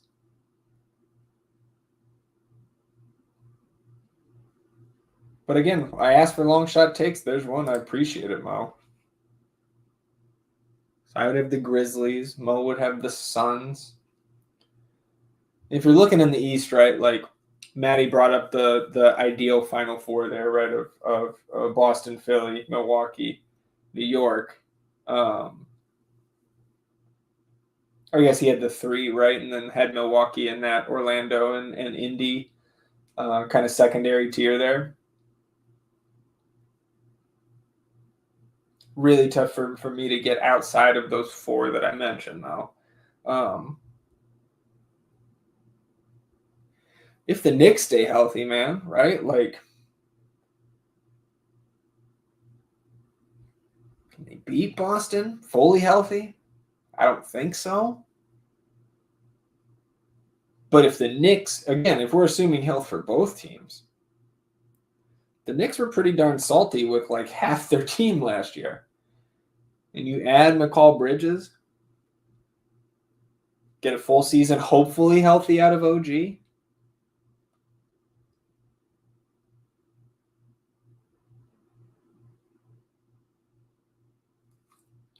Mo says Knicks over the Sixers for him. I don't think that's crazy at all. Again, assuming health, I would lean Sixers for me. The Paul George acquisition, like I know he's getting up there in age. I know he's not what he once was, but that's just such an improvement over anything they've had on the wing, right? You bring Paul George in there over Tobias and some of the other moves they made around the fringes, right? Like the Caleb Martin acquisition is not exciting from a fantasy standpoint, but for real hoops, like being able to add him to, again, those rotational pieces, you need players like Caleb Martin to make a deep playoff runner to win a title. Eric Gordon there as well, of course, right? Reggie Jackson, Kyle Lowry. A lot of these names not super exciting, but then you're putting them out there after Maxey Embiid, Paul George. Also, of course, French Draymond there now as well, Gershon Yabusele. Jess has just finished a root canal. Glad to see I didn't miss anything. Yeah. We're now we're waiting for 3, Jeff. 2 people bailed. Maddie says, crazy to think that a Thibodeau team isn't able to stay. Yeah. Yeah, that was really, a new chapter in the Tibbs story. Guys getting hurt, guys running out of gas, bodies giving out. I will say, man, like the one thing that, again, I'm not far from the first person to say this, but the buy-in that Tibbs gets from those guys is really fun to watch. Because as much like you see Josh Hart, right? Like Josh Hart's out there making jokes about Tibbs and that, gets no breaks, yada, yada, yada. But guys don't buy in like that and bust their ass and dive every which way and play 48 minutes night in and night out, like without really buying into what somebody like Tom Thibodeau is selling. It worked pretty well for him last year. We'll see what they can do this year in terms of trying to curtail some of those minutes, right? Like, on paper, you should be able to. Pairing McCall with Thibodeau is irresistible force versus a movable object type of scenario. That is a fantastic point. But like again, let's assume health here, right? Brunson, DiVincenzo, Bridges. Is it like what's the start? Who starts there? It's Brunson, OG, Bridges, Randall Robinson, right? And then you're bringing DiVincenzo, Josh Hart, Miles McBride, Cam Payne, Jericho Sims. You've got Precious Achiuwa. KBD is there too, right?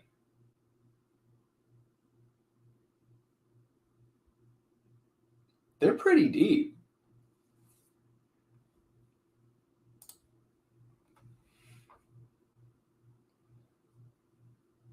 Like Dante's coming.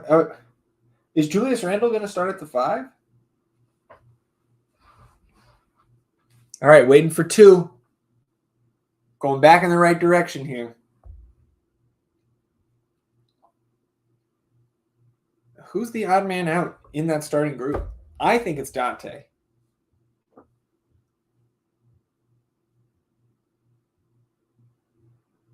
Because, right, you don't really need that secondary ball handler next to Brunson. And, like, you kind of have that in Julius Randle. At least in the half court, right?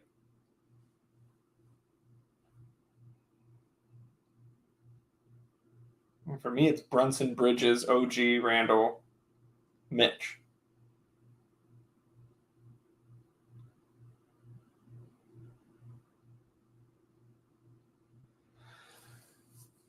Oh, back down to 3. Son of a gun.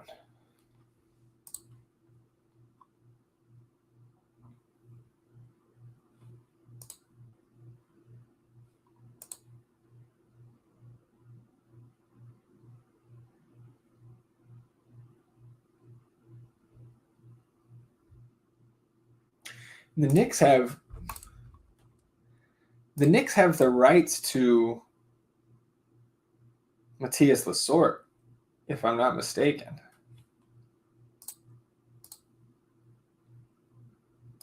You're telling me he can't come be on this roster? Chuma Okeke is there now.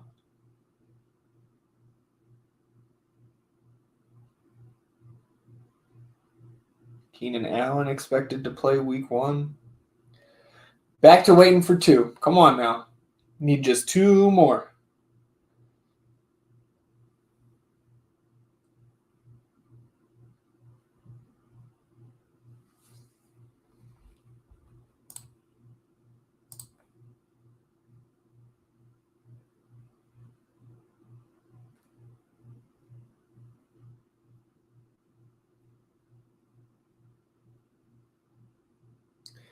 I know that I've talked about Zach Edey on these streams already, and I think relative to the field, both in fantasy and just in real hoops, like I'm lower on Zach Edey than the consensus.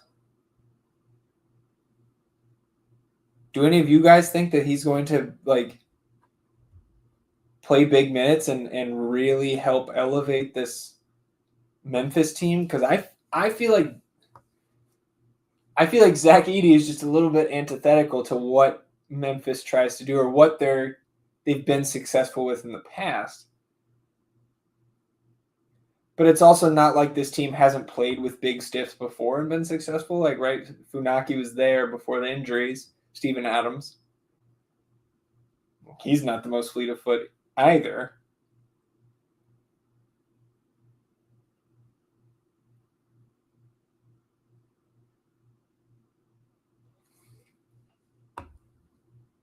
Obviously, this team's success hinges on the health of Morant and Bane and Smart and Triple J. So I think like the easy thing to say, right, is that everything goes smooth for Ja Morant, and that's the biggest factor. But to me, it's probably Jaren Jackson and like regaining some of that DPOY type of form. Because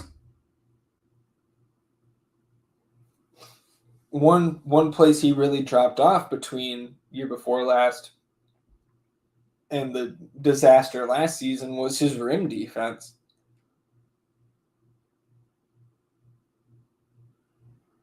And maybe it helps him that he is probably sliding back to the 4 if Edey's starting there.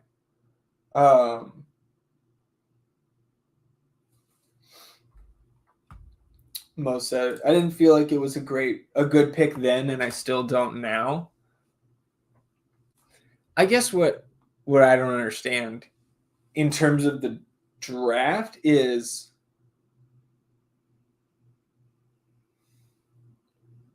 why not trade up and get Klingon?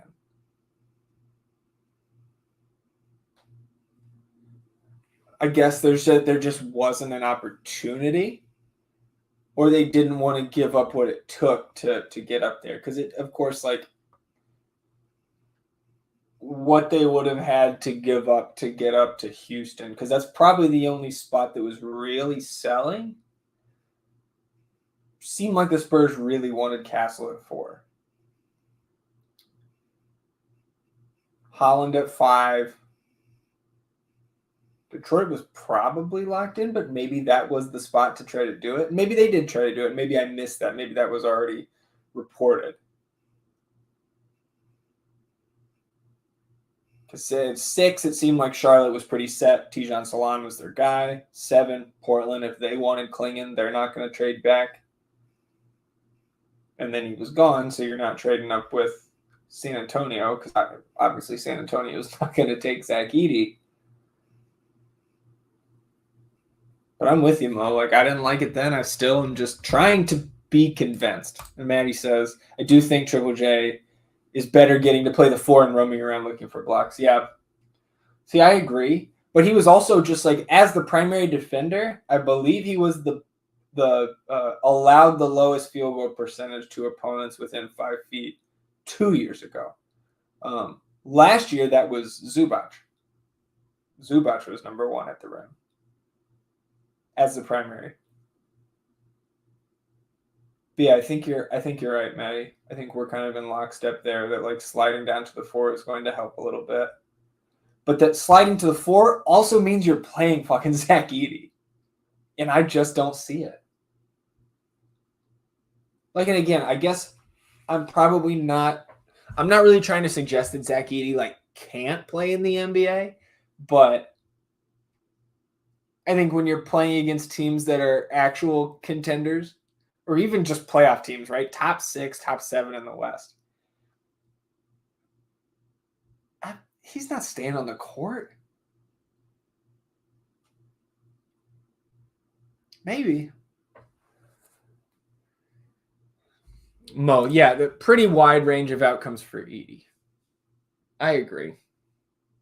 I just think it's way more likely that it's, I mean, not a failure, but just not something that you can do in the playoffs. But they were also drafting for need. And I think when you say there are a wide range of outcomes, I think there was a wide range of draft grades on him in these front offices.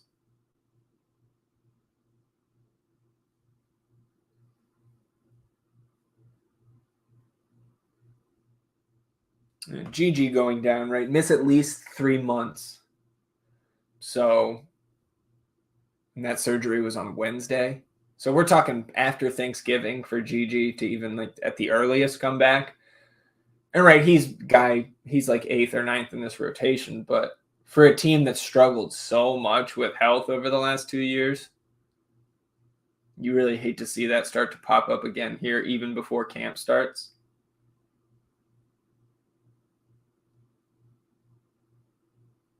Right, the 5 is Morant, Bane, Smart, Triple J, and Edey.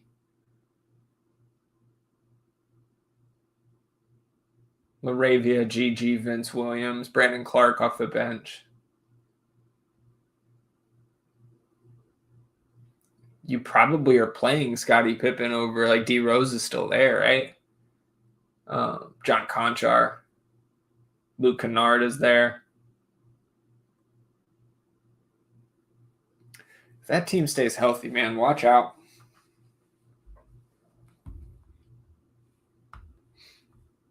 Still waiting on 2 here. I believe in us.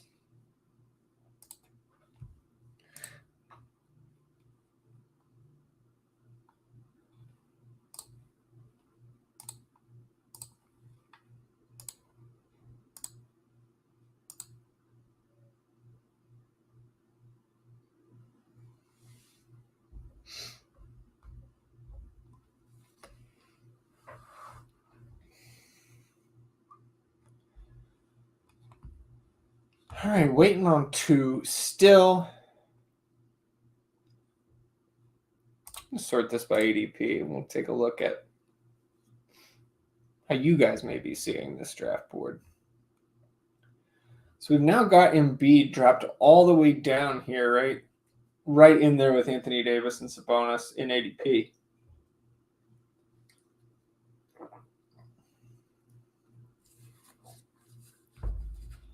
So those three kind of coalescing together. Chet's ADP now 19. So I'm a little bit down on him in the ranks. We're 6 spots ahead of ADP in the ranks on KD.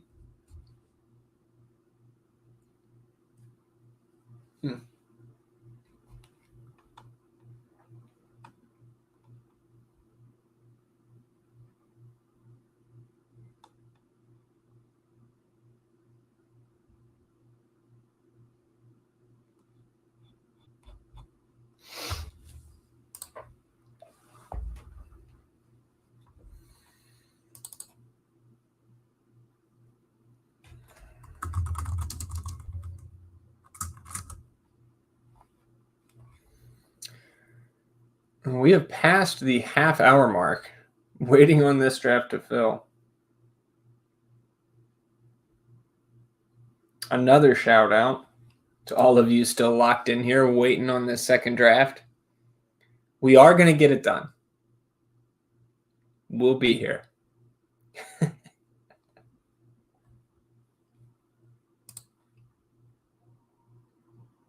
Jordan Addison not listed on the injury report for week 1.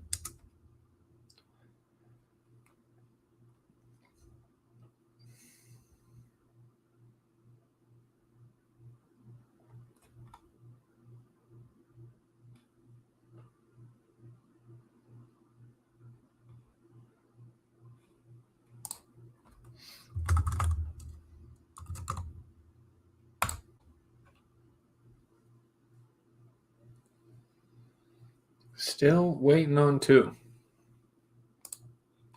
If you're hanging out watching the stream and you've got, 30, 40 minutes to participate in a draft, jump in right now.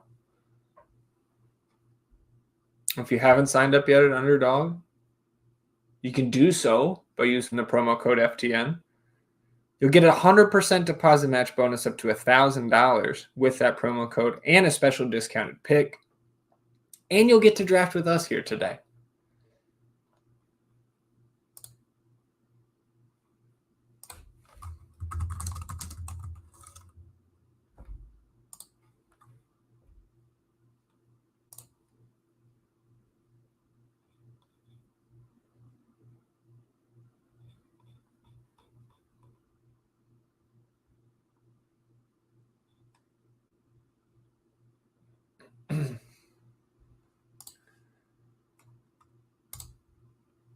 Let's look at some of these awards odds while we're waiting.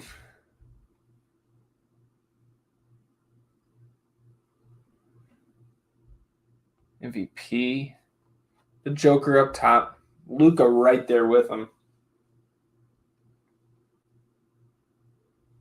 Reading these off DK. I said this in the chat the other day, and I know nobody who knows me is surprised by this take. But I think very similarly to what I said about Wembanyama last year and Defensive Player of the Year after watching him play all preseason and in person some. I said last year that Wemby to win DPOY, I think he was right around 25 or 30 to 1 to start the year. Maybe it was a little shorter than that, but I thought he was the best value in DPOY, and I think he's the same in MVP odds this year, 25 to 1 right now.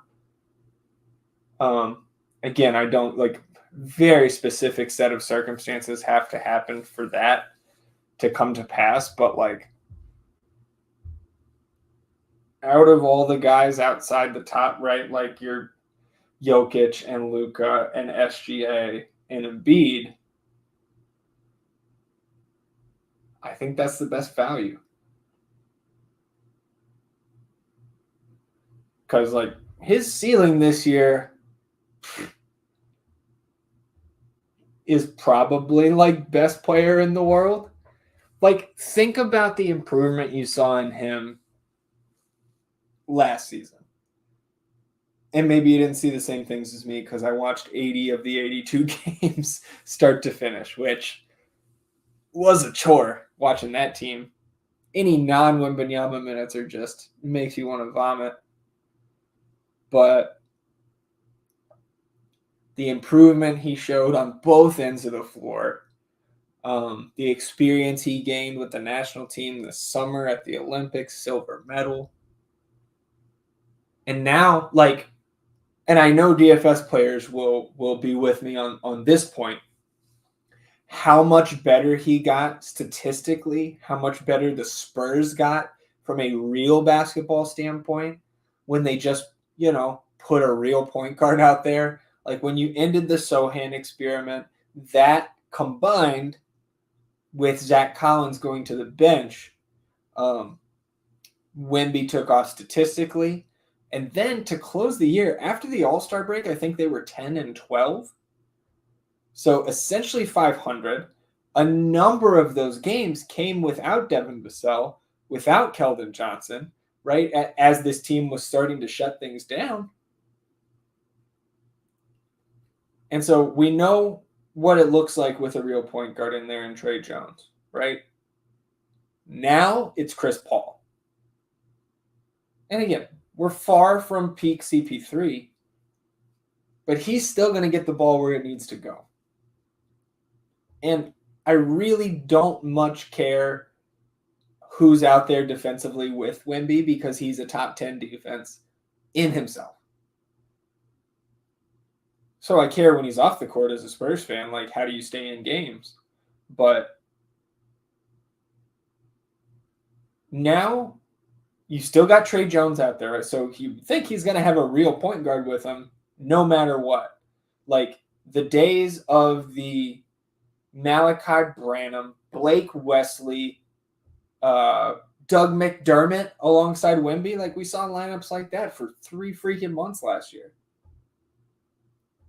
Those last 3 guys were like bottom 180 defenders in the league. Now he's playing with Chris Paul. Now Harrison Barnes is in the Champagny spot, you would think, in the starting group. Champagny himself, I think, is a pretty decent, like 10th, 11th, 12th man on any team.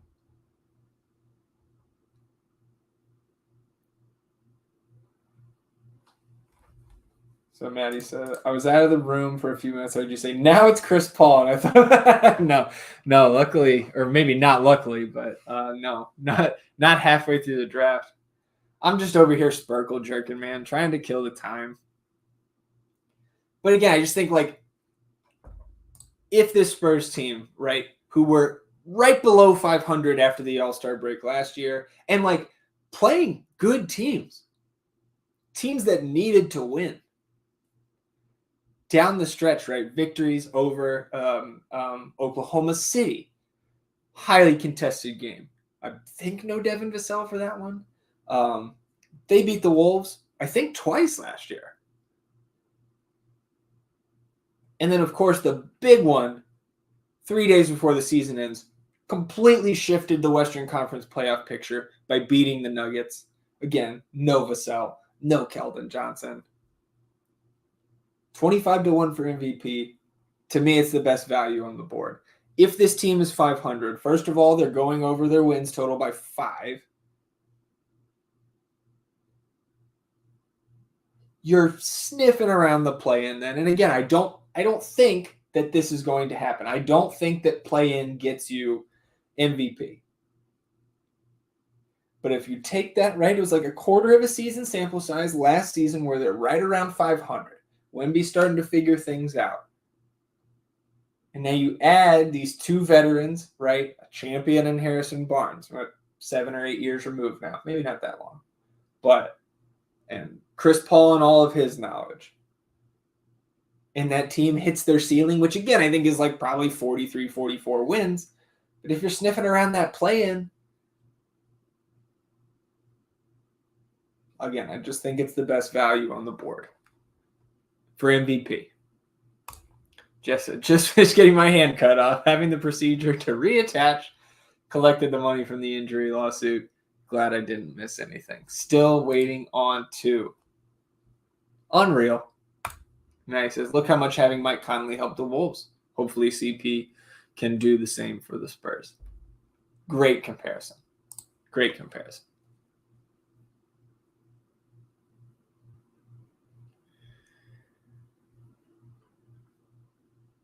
You know, and those other guys between the top 3, top 4 that I mentioned, right? Like, you talk about Mike Conley.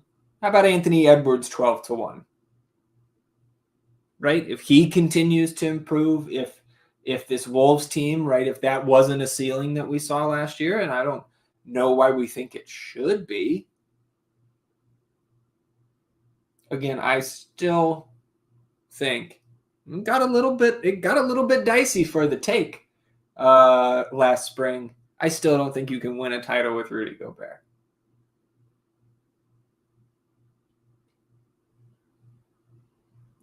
Bengals are listing T. Higgins as doubtful due to the hamstring injury from yesterday. Jamar Chase, questionable.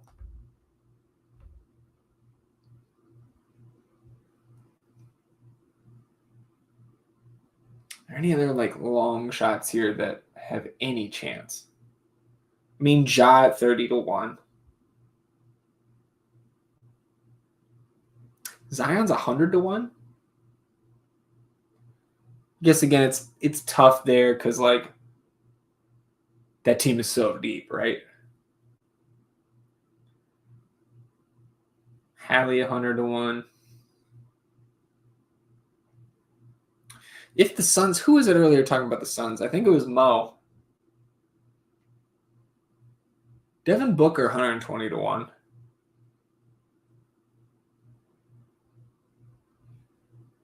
You know, if they were able to get up into like the top 3 of the West, maybe.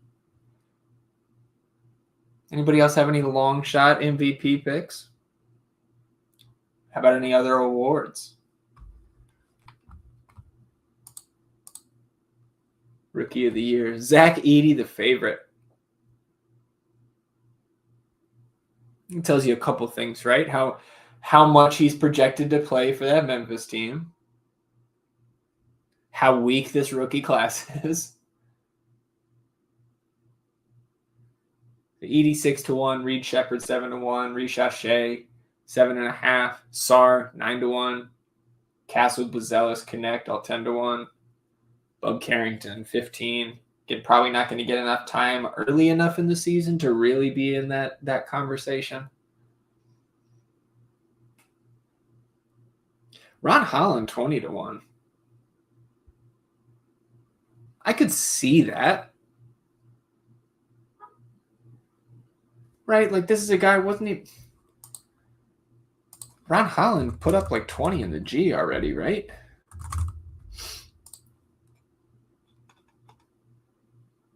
I mean, Ron Holland was 20 points a game last year in the G League. Again, it's not a one-to-one comparison. He's going to have more talented teammates around him. He's not the alpha.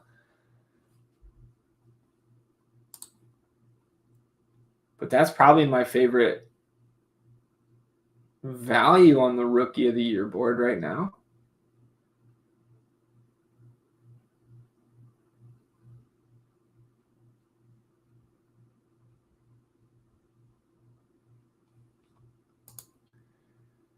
Most of us don't really have a long shot for MVP. I guess Brunson if the Knicks were to win the East. Yeah, I thought about, I think Brunson has...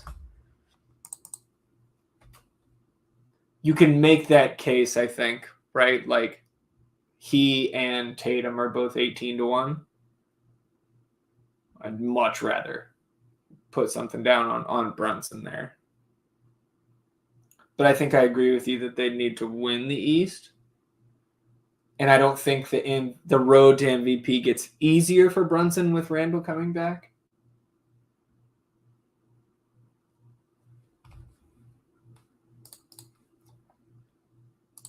Most improved.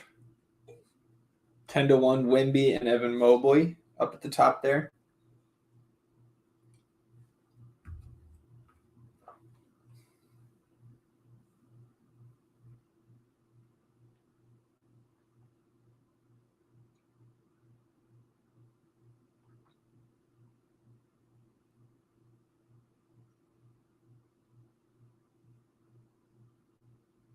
I am legitimately surprised that this draft has not filled yet after 45 minutes.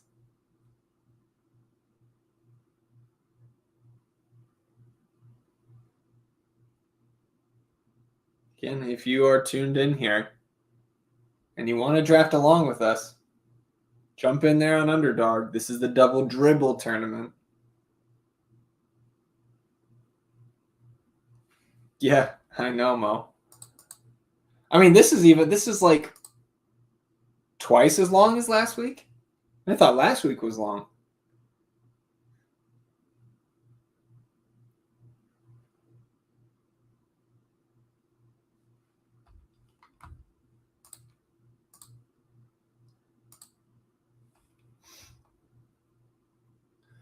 So most improved after Wemby and Mobley.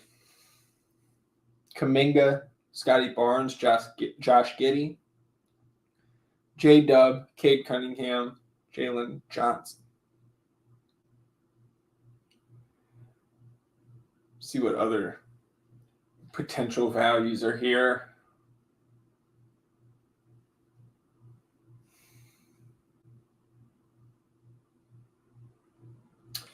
You need a really big Christian Brown season in that, starting in that 2 spot, 40-1. Amin Thompson at 40-1 is a little interesting.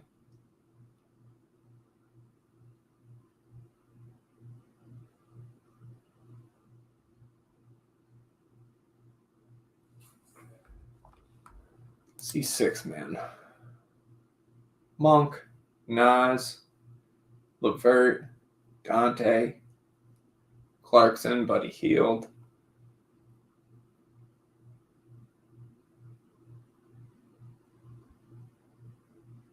Kind of the same cast of characters up there, I think, right? Mo says might be time to hop in an MLB. That's not for me, my friend. Mark just getting here. Good to see you, Mark. To talk about Ingram, do NBA players hold out of camp? I don't recall that happening for a few years now. Yeah, it can happen. But he skipped, right? I think the story there, and you can correct me if I'm wrong, Mark, the story there was they had voluntary workouts out in Cali. The Pelicans did, right? Ingram was the only one that didn't show. So I'm not saying that's nothing, but yeah, I think I'm still not really worried about that. And one thing you see on the board here for 6th man of the year is 14-1 CJ McCollum, which I guess makes sense, right? Because DJ is there now. Herb Jones going to start. Brandon Ingram, if he's there. And Mark said, yes, skipped him. Just sounds like it's getting messy. Yeah, I agree. But Brandon Ingram, like, he ain't coming off the bench as long as he's active. Zion's going to be out there. And probably Daniel Tice, right? I don't think they're going Zion at the 5. So I guess CJ could be coming off the bench.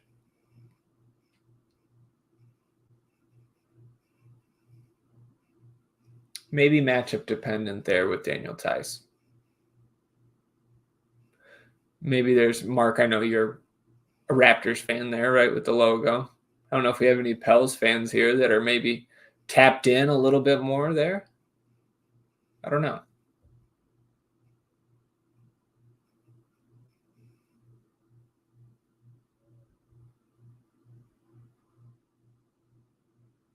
Man, they have a collection of talent there in New Orleans. Right? Because if you got CJ off the bench, you've got Trey Murphy off the bench. Jordan Hawkins is there. You would think that he can maybe make a shot this year. God, was he bad in Summer League. Mo tapping out. We appreciate you trying, Mo. We'll see you next week, buddy. Playing a flag on Matt Kovic. Tell me more. Yeah. Vesmisi might be too raw. Certainly not a bad take. But does Matt Kovic jump up immediately, right? Like, to me, then, if we're getting like, I just think Zion's the backup 5. Right? Like, if it's not Tice, slide everybody down. Because, like, they still do have a lot of, maybe not size, right? They've got length, though.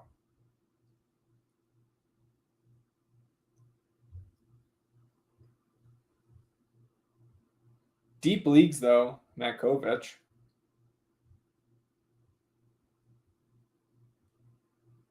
See, right? Like, if Tice is out of there, like, slide Zion down. Trey Murphy's like 6'10", right? I know he's a string bean, but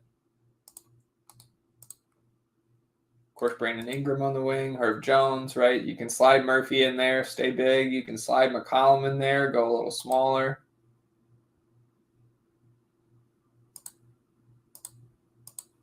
I don't know if Murphy's quite 6'10", but long and lanky for sure. He's no shorter than 6'8", right? I mean, I'm sitting here in front of multiple screens. I have the technology. We know Tice is just okay. He would be back up to start and works his way to starter. May need Ingram trade. But yeah, but like if you trade Ingram, Mark, there's a return, right? We're back up to waiting for 2 here. So we lost Mo, but we gained somebody else. So if Mo was still in, we'd be at 1. But so, like, right, if you get the Ingram trade there to thin things out, like, that's not really the goal of the Ingram trade, right? I don't think they're doing that for picks. Right? Like, they're going to try to bring in guys that they can play right away and maybe a center.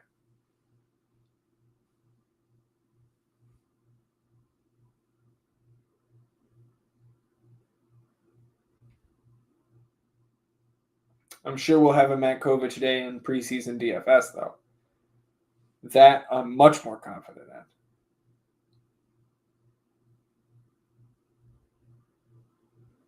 Jamal Cain is there now, too. Another preseason darling. We've been talking about the Pels. I didn't even, Jose is still there.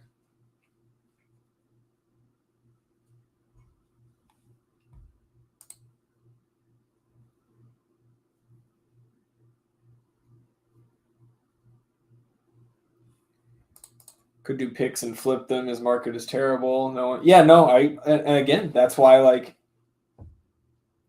I'm not super worried about any sort of like holdout or anything here. Like, he wants to keep getting them checks.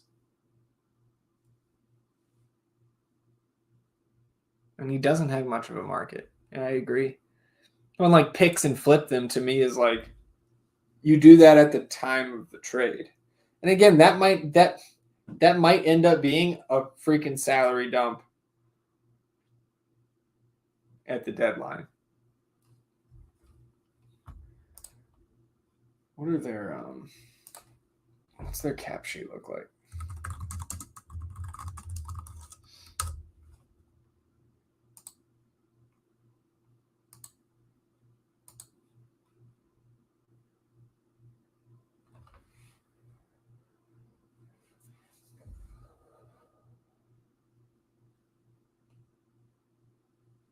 So Ingram is up. You got to extend Murphy.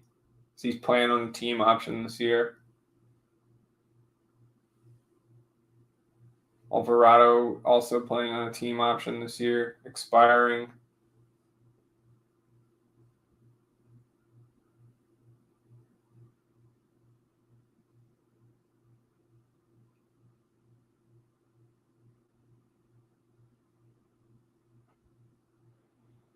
Ingram's he's gonna be moved somewhere, right? Somewhere. Still waiting on 2 here. I mean, we're getting to the point now where I've been sitting here drinking enough liquids where I'm gonna have to do a second pee break before we even start this second draft.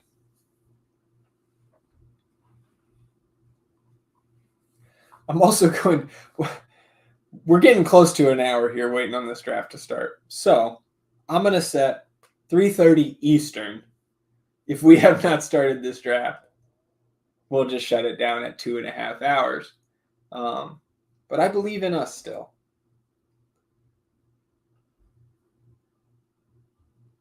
I believe in drafters everywhere that we will get 2 people into this draft sooner rather than later.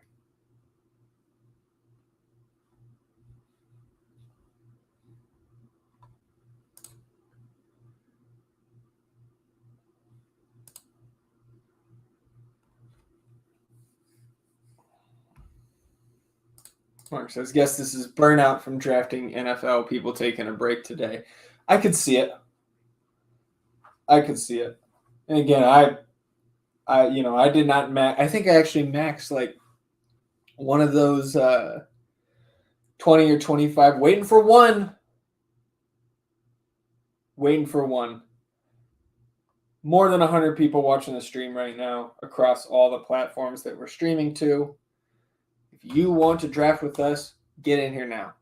Let's get it started.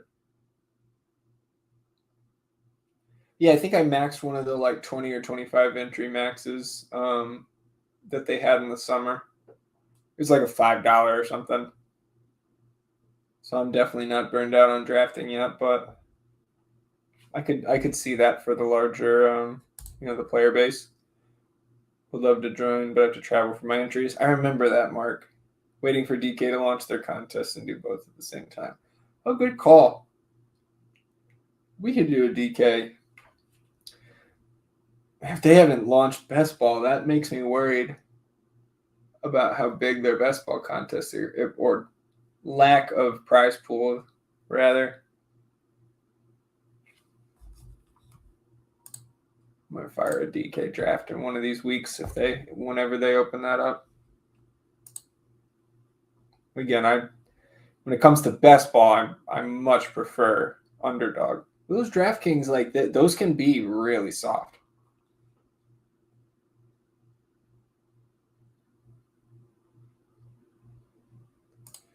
Last year they launched on September 9th. Okay, so maybe it is just coming next week then, maybe. Could see that, right? Like maybe that would be Monday, which I guess could make some sense, but maybe they launch it on Tuesday after Monday night, after the showdown. All right, we've hit 3 p.m. Eastern, and we're waiting for 1. So once again, I'll go ahead. We're going to do preemptive bathroom break while I'm gone. Fingers crossed. Somebody jumps in, and then we get this thing started. I'll be right back. Once again, appreciate all you guys hanging out.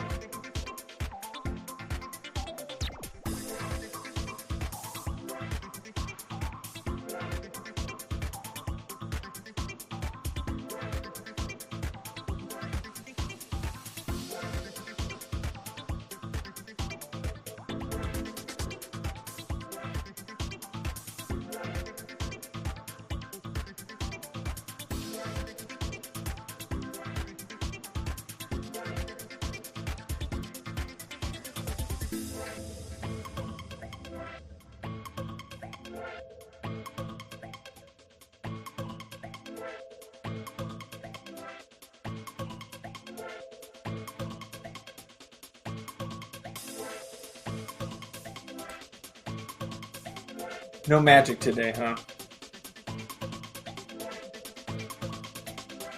No more Magic bathroom breaks.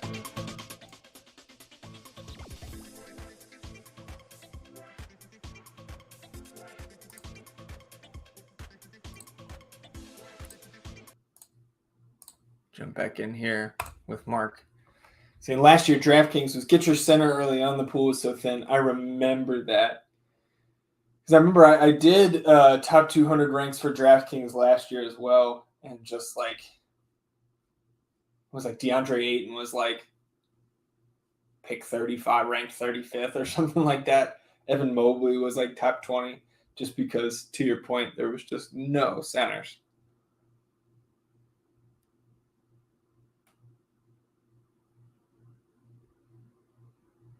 Still just waiting for one.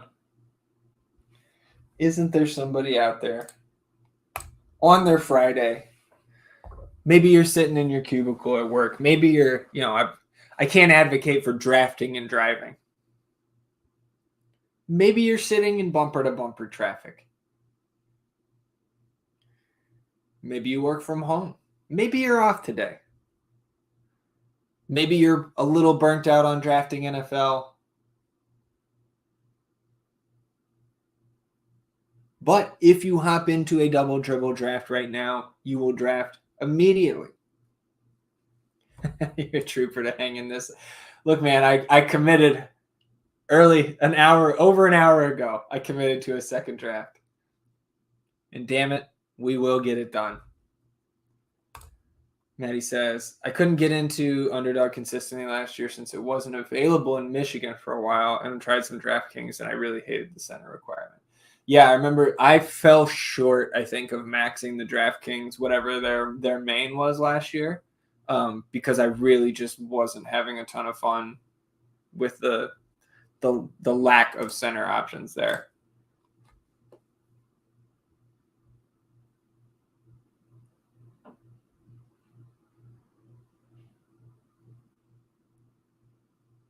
I'm just I guess I'm not shocked, but I am a little bit taken aback to see how drastic the shift has been between the Joker and Wemby up top here.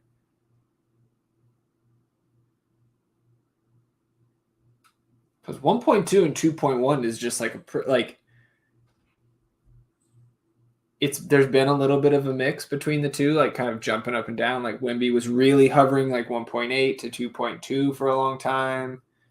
Then they were kind of like bouncing back and forth, 1.5, 1.6. But this is just very, very clear. The field is now got Wemby number one.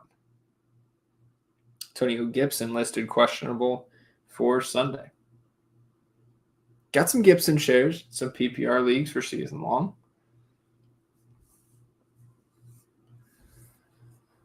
Just one more.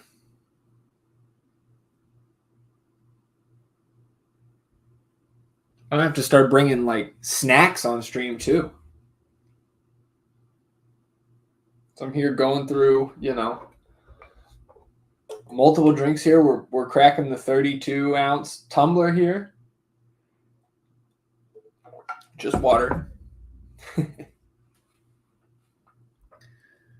Mark says, don't think you can go wrong with either pick. Just balance your exposure. I agree. You get a top 2 pick in one of these drafts, you're feeling pretty darn good. It would be the new trendy pick for casual players. For sure. I get that. But like, if you get the one, I don't know, the MVP from 3 of the last 4 seasons feels pretty good, right?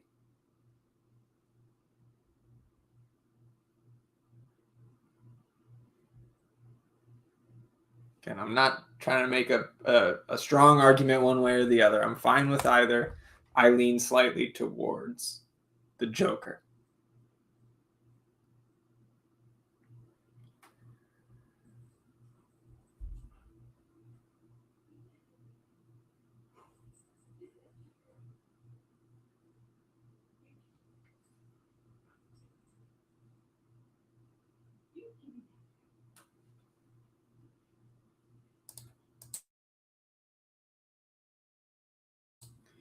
Mark says, might be easier to get pick number 2. Let the other guy decide it for you. Yeah. Yeah, get that. Get pick 23 then coming back around. Maybe you can pick up one of those wings at 211. It's a good point.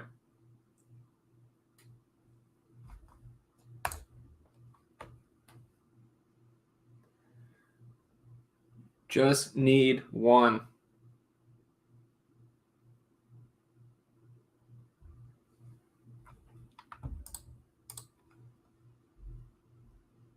Oh boy.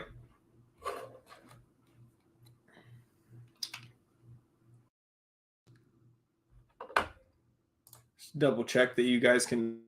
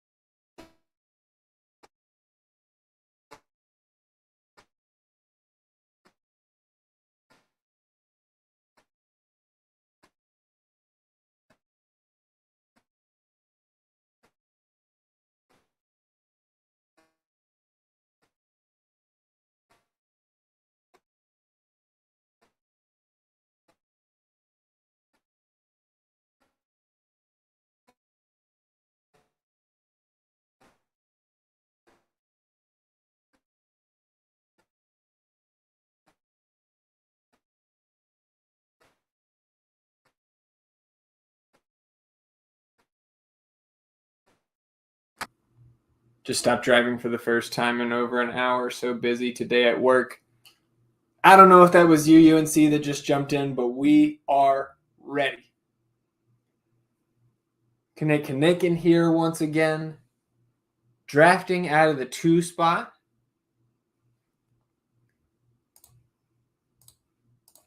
Oh, you can't hear me? Might have. Audio. check 1 2. Okay, hear me now. Good. I think I was just being quiet, Mark.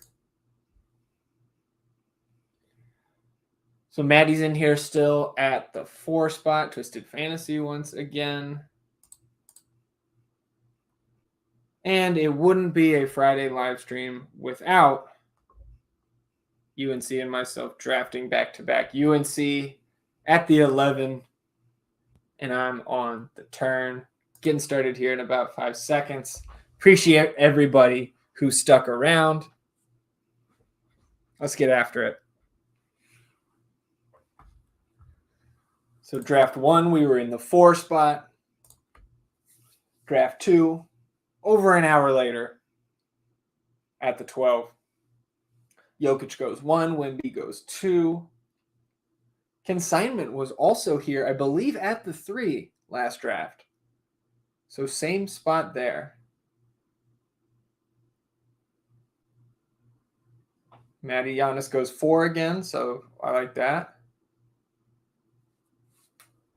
SGA.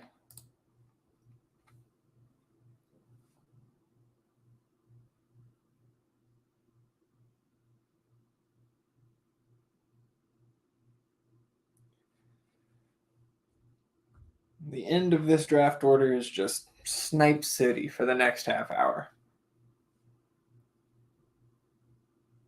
SGA goes 5 to Stink. And Twisted Fantasy gets Jason Tatum. So assume you get Embiid going here at the 7 according to ADP. And I like getting Embiid at 7. We got him ranked at 5. Anthony Davis over Embiid. Big Kev, 1979. We've seen Big Kev's name in these drafts before. And then it's your boy, Ty. So Ty Washington joining us in the draft here today. Halliburton at 8. Big Kev. UNC, if Embiid gets to you, I'm quit. The stream's over. Okay, Embiid at 9. Still. Whew. Lots of pain incoming. UNC as he's on the clock. Embiid, then Sabonis. Which one of these forwards or wings are you going to let fall to me, sir? What are we doing here, UNC? I'm feeling good. This is going to be a double wing start for me regardless. UNC picks the one that was my favorite of the bunch. But we'll go ahead. We'll start KD. We'll start Scotty Barnes. And we're off to the races. UNC back on the clock. Maddie saying, a Spurs fan can choose. Either you get 15 years of Wemby, but no championship, or Wemby leaves the team for his home planet, but the Spurs are guaranteed a championship. Yeah, win the championship. That's what this is for, right? That's a very, very easy choice for me. Although, Spurs fans just, I don't know, not always the most grounded, I think, in the realities of how things work, specifically around Kawhi. And I'm not saying that Popovich was right to pick up the microphone in the middle of a game and, old man yells at crowd. But man, is it annoying for me that people just still there's so much hatred for Kawhi in San Antonio. And I get that, especially right after it happened, you'd be a little butthurt, but he is the only reason, not the only reason, but to me, the main reason why they got ring number 5, why they were even in the finals in 13 and 14. It helped that he was right. He caught the last wisps of the Spurs' big 3, but he was the most important player on that team. They had nobody else to guard LeBron. And then, of course, he was doing pretty good things on offense at that point, even that early in his career as well. So, I still very much value Kawhi because of what he brought my favorite team, which was a championship. And I would do the same thing with the Wemby question there, Maddie. Whichever route takes me to a championship, that's what I choose. Mark says, have you dug into playoff schedules for round 2? I have not. A few teams with only 2 game weeks. Yeah, it's something that we'll go ahead and say right now. We'll have that out next week. I usually talk about those in the Best Ball Diary series. which I didn't want to put out before NFL. So we can go ahead and get that going next week, Mark. That's a good call.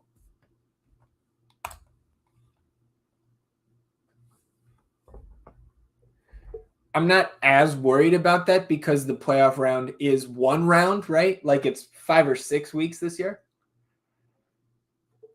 But the fact that there's not like 3 playoff rounds to advance through, I'm a lot less concerned about that than I was 2 years ago. Of course, we continue to change how these tournaments pay out, what the structure is schedule-wise. So again, as I've been running my yap through round 2 and half of round 3, I went KD, Scotty Barnes, UNC went Paolo and Siakam. Then we got a run of guards, Anthony Edwards at 15th overall. That's not bad, right? Jalen Brunson, Trae Young, John Morant. Twisted Fantasy pairs LeBron with Tatum. Stacked OKC there, SGA and Chet. Maddie with the Giannis, Jaylen Brown, Bam Adebayo start. Very, very strong. Stink picks up Kawhi there. Consignment. 3 straight guards. Luka, De'Aaron Fox, Steph Curry. Kinnick again with the double big. Wemby and Şengün. I believe last time was the Joker and Şengün, if I recall correctly. And again, I will state my critique here, what my strategy would be.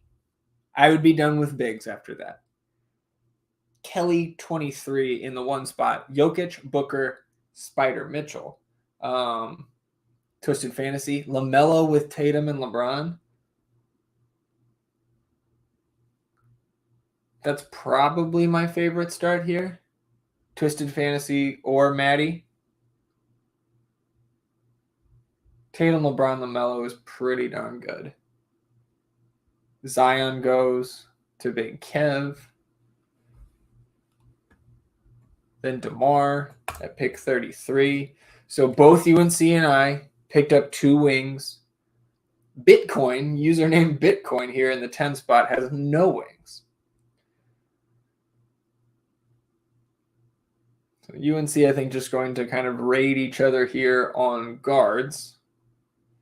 Maxey is the pick by ADP. UNC goes hard. So I will stay true to the ranks here. And I will go Dame Lillard. And I will go Tyrese Maxey. Pretty happy with that start once again. Jeff, yes, 6-week playoff round. Full 6-week period, but still scored weekly for 6 periods. So that 2-game week will hurt you possibly. Yeah, no, I again, it's not something. It's definitely not something that you should completely ignore. Especially if you're doing this, right? If you're trying to max the double dribble, it's something you want to at least take a look at. So we will next week. And Jeff said already appropriately ranked according to the format. So Jeff way ahead of us. And again, if you're somebody like Jeff or somebody like Chris who's 100 drafts in, 100 plus, that's good to already have that work done for sure. UNC goes Jalen Johnson. After that, DJ Murray and RJ Barrett. So UNC starting 3 wings and a guard. Paolo, Siakam, Jalen Johnson, and then James Harden in his backcourt. It's almost like UNC, it's almost like you're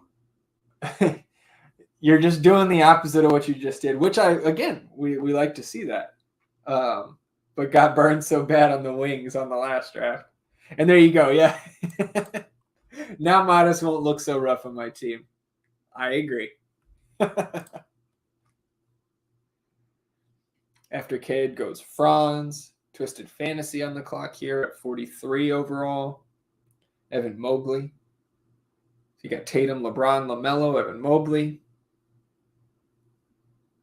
I may have even pushed off big even later than that. But again, it's right around where I've got him ranked, I think.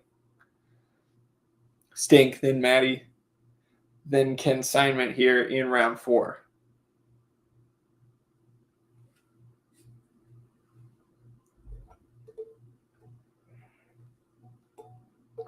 Miles Bridges.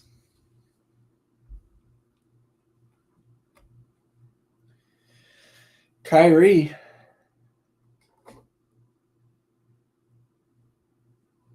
Okay, if we've got the live power rankings for me here on these drafts, I think I've got Maddie 1 now above Twisted Fantasy after round 4. Giannis and Jaylen Brown, right? So it's the same start that I had out of the 4 spot in draft 1. And then Bam and Kyrie.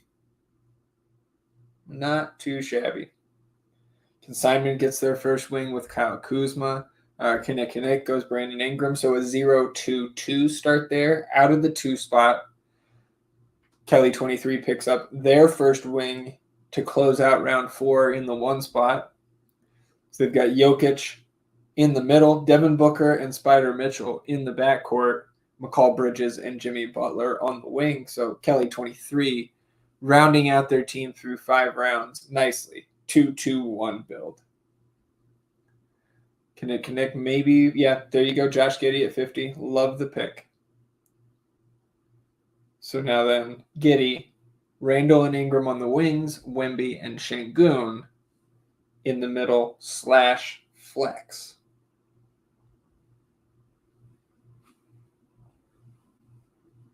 Yeah, Bazelis 101.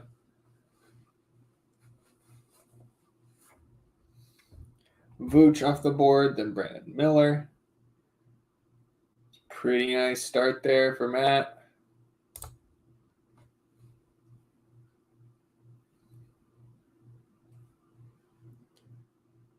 We're coming back around here to Snipe City in round 5. I've got the 2-2-0 build. UNC 1 spot before me has the 1-3-0. And that's looking pretty good right now because, like, you look at the top of my board here, at least, right? Because I have these sorted by my ranks. You got a lot of guards available for UNC to likely choose from here on the 5-6 turn. Stink takes Towns at 5-5. Twisted Fantasy, J-Dub at 54th overall. There goes Kuminga.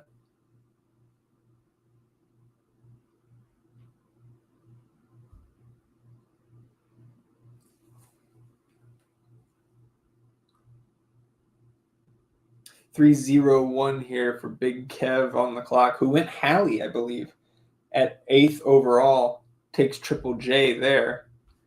So is that... yeah, still no wings there in the 8th spot. Old strategy, Con. Jarrett Allen off the board at 5-9. UNC on deck. I'm in the hole for 2. And there goes Gobert. So UNC, what are we doing here with bigs, man? What are we going to do with the bigs?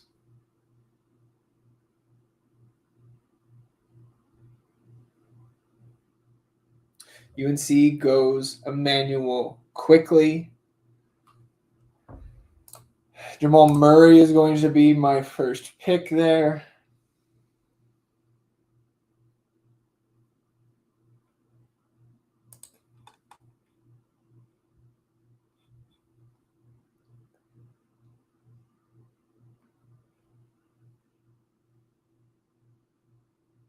So we'll let that one go. Kind of in between Miles Turner and Amen Thompson here.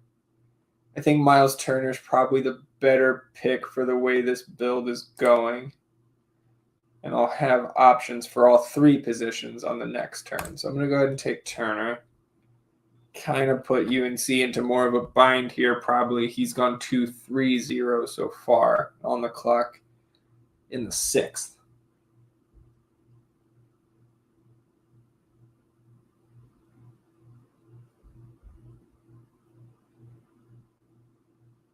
Van Vliet there.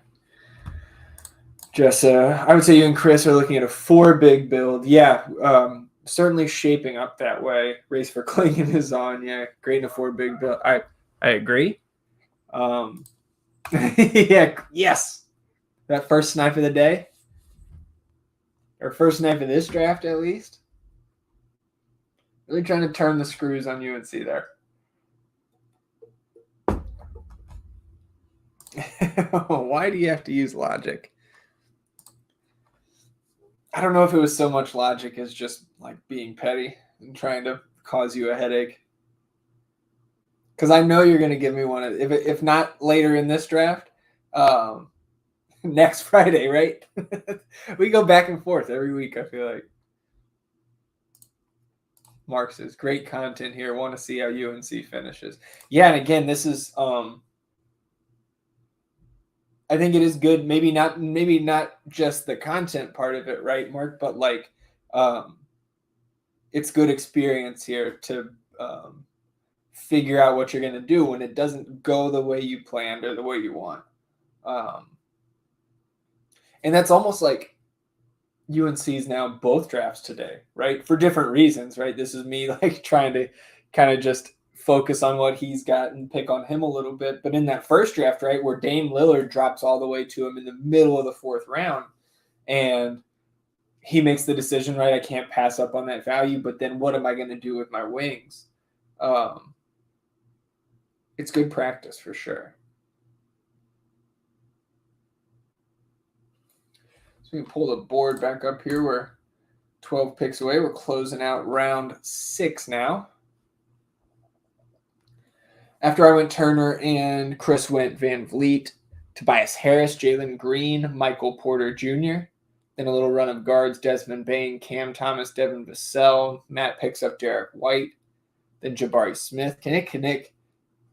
This is a great draft so far. Picking up Darius Garland to pair there with Josh Giddey to close out round 6. Amin Thompson, Denny Avdia on the turn, and then Aaron Gordon as well. So Kinnick right now to the 2 spot. Wemby and Şengün as the bigs. Wings, Randall, Ingram, Aaron Gordon, and guards Josh Giddey, Darius Garland. Very, very strong. Zach LaVine to Matt. So give me, and that might just be like you picked who you thought was the best available at a position of need, Matt, but Zach LaVine is not a player that excites me. I've always kind of been a little bit averse to picking up heavy shares of LaVine, but like, what's the argument there? Is it just like, right, DeRozan's out of there, maybe a little bit of a higher ceiling night to night for LaVine? I don't think he wants to be in Chicago. Similar to Brandon Ingram, I don't think there's really a market for Zach LaVine in terms of trades right now.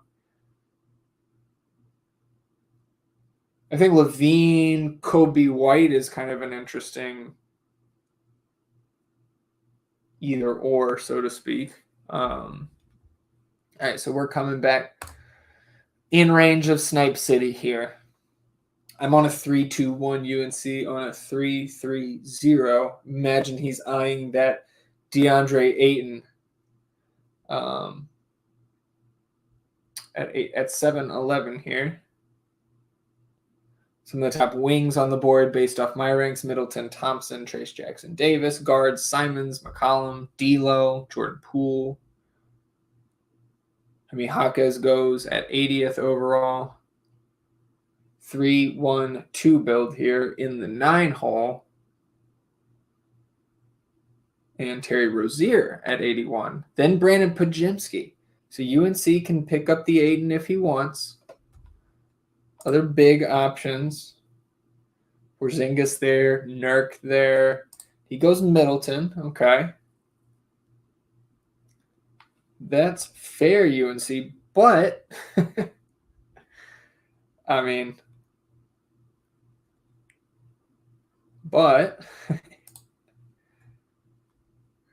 do Osser. We're going to go Ayton, and we're going to go another Trace Jackson Davis share over Osser here.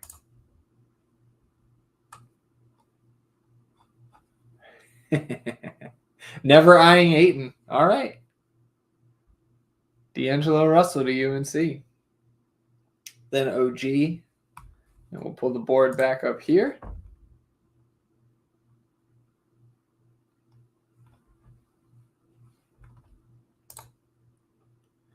It just says, I've seen so many stream drafts on NFL and NBA. I'm basically prepared for all scenarios. It's useful. Yeah, absolutely.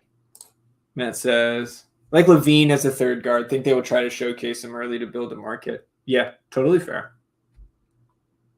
Totally fair. And again, there's not a ton of risk, right, once you're getting into the 7th round. This, yeah, dominating. I want my second payday and I'm good. Mark says, UNC deep down a well hole now. 4 big build incoming. So UNC has started 4-4-0. Wings of Paolo, Siakam, Jalen Johnson, and Chris Middleton. Guards, James Harden, Emmanuel Quickley, Fred VanVleet, and D'Angelo Russell. After he went D'Lo, we see OG off the board, Colin Sexton, Trey Murphy, Jordan Poole, Austin Reeves, and CJ McCollum. With Matt on the clock here, he goes Tyler Hero. Closing out round 8. Curtis Samuel not listed on the injury report for week 1.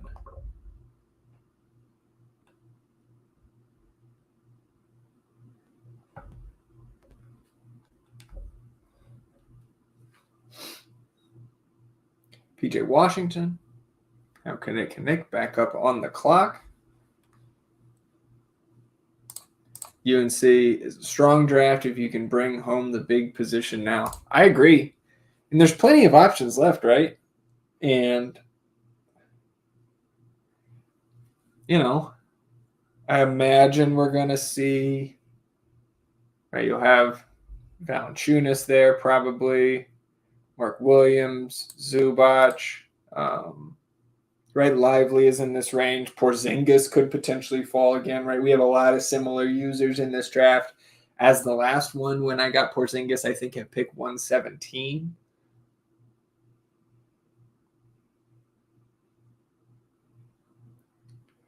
Nurk, Oscar Thompson, John Collins. Here's we're into round 9. Bradley Beal, Jeremy Grant goes to Matt. Stink on the clock, 3-3-2 goes Josh Hart.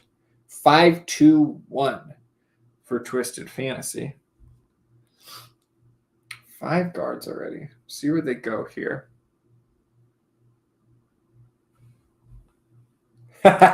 Yeah.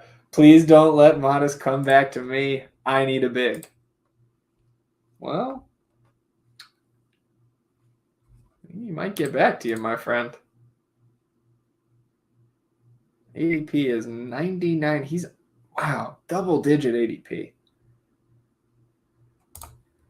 Whew. Scoot Henderson off the board at 103. Twisted Fantasy did take Porzingis as their second big. 3-3-2 build here now in the 8 spot. Goes Keontae George.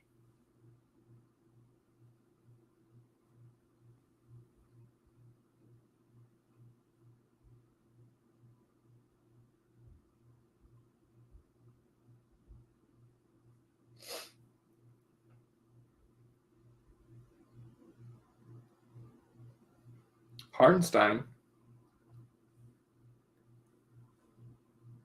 Well, I think you're going to get Bazelis here, Chris. There goes Richache. Do it. Almost 10 picks past ADP for you, Chris.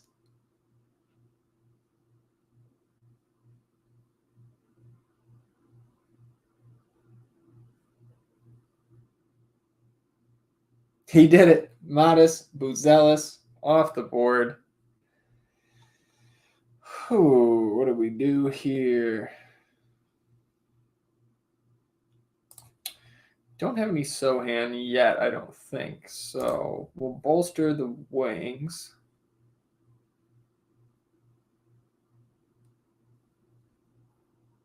And I think I want to grab a third big from this bunch.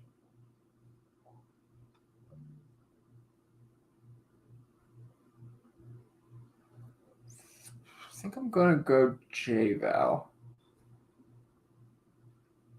Although, I mean, UNC is probably grabbing 2 between now and the next pick. We're just going to go J-Val there. Getting rested for the tank at the end of the season, be damned. We'll rely on Miles Turner to take us home, I guess.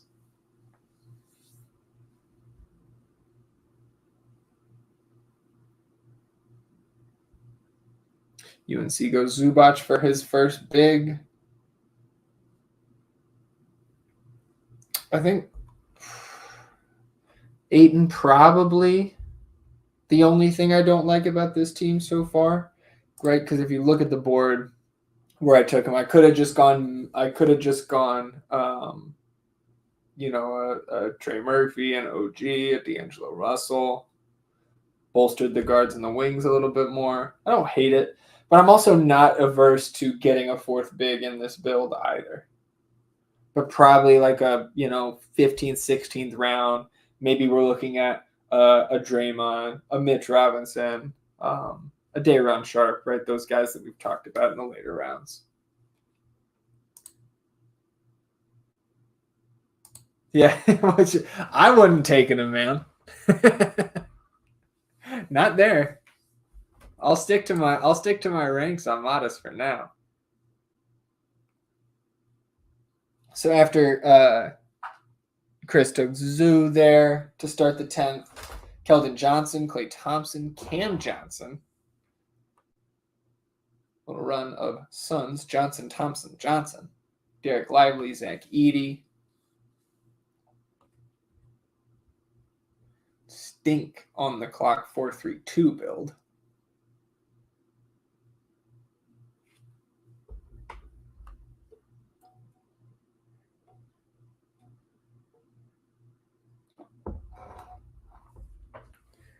Matt grabs Jaden Ivey. That is guard 5 for him. So we've got a 5-4-1 so far. Then Drew Holiday, Andrew Wiggins, closing out the 10th round. This is a 2-5-2 build in the one spot so far. And then you get Bogdan, probably looking at another guard here. But we'll see. And Bogdan could be a little bit sneaky this year. Probably going right around where he should be. I like the Shaedon Sharpe pick there as well. You'd think Bogdan's probably starting at the 2, right, with DeJounte gone?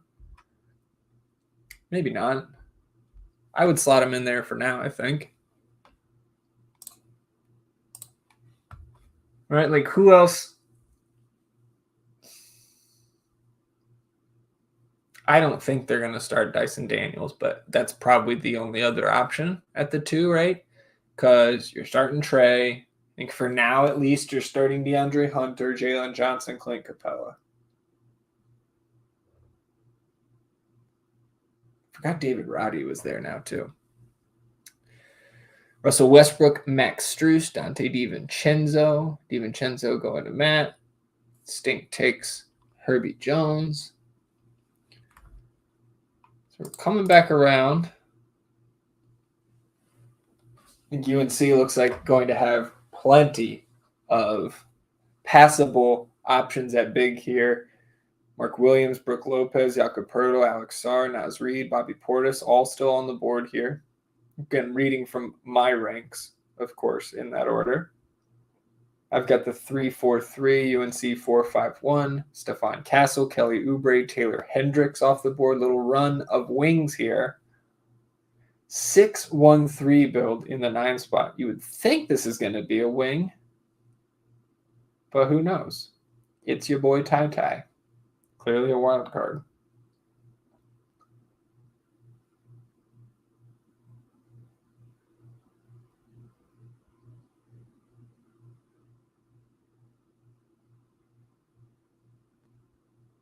Mark Williams, Daniel Gafford, and UNC on the clock here.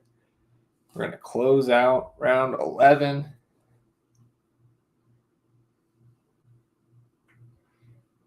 Jakob Poeltl goes. I'm going to continue to build my Chris Paul war chest here. It's my 4th guard, and we'll get Atari Eason, Share, warms my heart seeing Tari Eason on the team. So now my guards, Damian Lillard, Tyrese Maxey, Jamal Murray, Chris Paul. Wings, Kevin Durant, Scotty Barnes, Trace Jackson Davis, Jeremy Sohan, Tari Eason. Bigs, Miles Turner, DeAndre Ayton, Jonas Valanciunas. UNC now with 3 bigs as well. Zubac, Pirtle, and Reed picked up the latter 2 on that 11-12 turn after he takes Naz Reid. Tyus Jones, Ben Mathurin off the board. Walker Kessler to the 8 spot. We're rolling right along through round 12 here. Oh boy, look who's here. What's going on, Hugo? Where you been, man? How's your summer?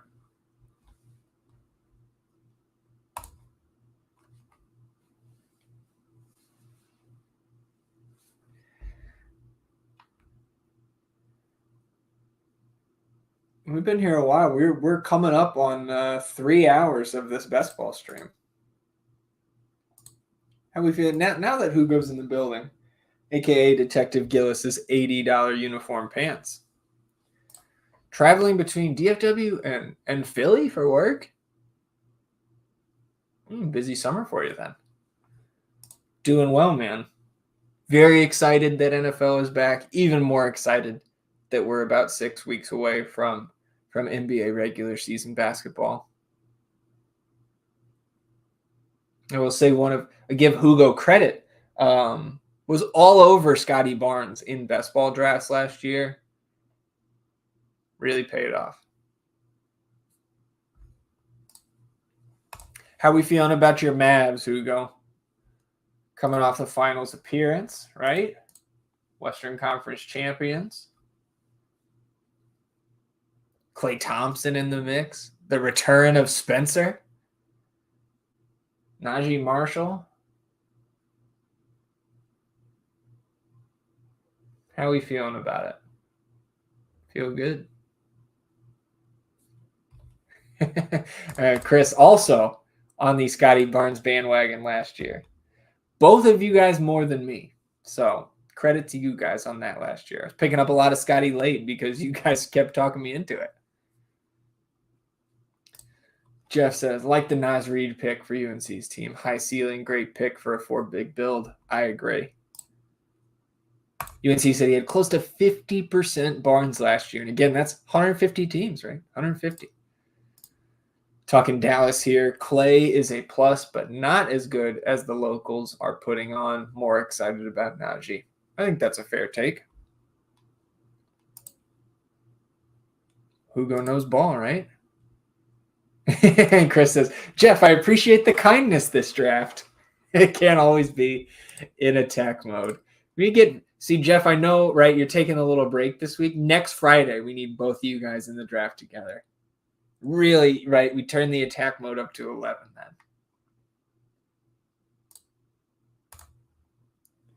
Halfway through round 13 here, so we're coming back to Snipe City. And look at that. Wouldn't you know it? UNC 453. Yours truly 453. Last couple of picks, Pat Williams, Cam Whitmore goes to, man, Matt, you were building, I feel like there's 5 or 6 players that you and I had, that I had in the 4 spot last draft that you've also picked up here. Noah Clowney, 151. Or even higher than I have Noah Clowney ranked. And I know that ADP has been coming up since, I know when I first put him out there in the low 160s and he was going in the late 170s. I've got him 157 now. I still think he's mid 160s in terms of ADP. Maybe he's gotten up higher. Did I place the Wemby 2025 DPOY MVP ticket yet? I haven't. I was talking to Jaywin in the Discord the other day. He was looking for long shot bets. I gave him the Wemby 25-1 MVP. DraftKings even lets me. Of course, I can't bet with DraftKings here anyway. Yeah, it won't let me parlay it on DraftKings, so Can't even see the odds, but Hugo, we were well, I'll tell you after this. Bobby Portis off the board to UNC. Let's see what we're gonna do here.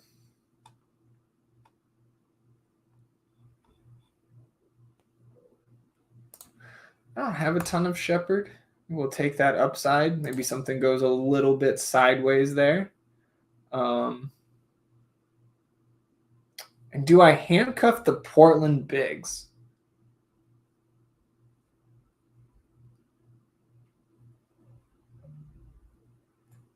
Or do I go Brooke Lopez?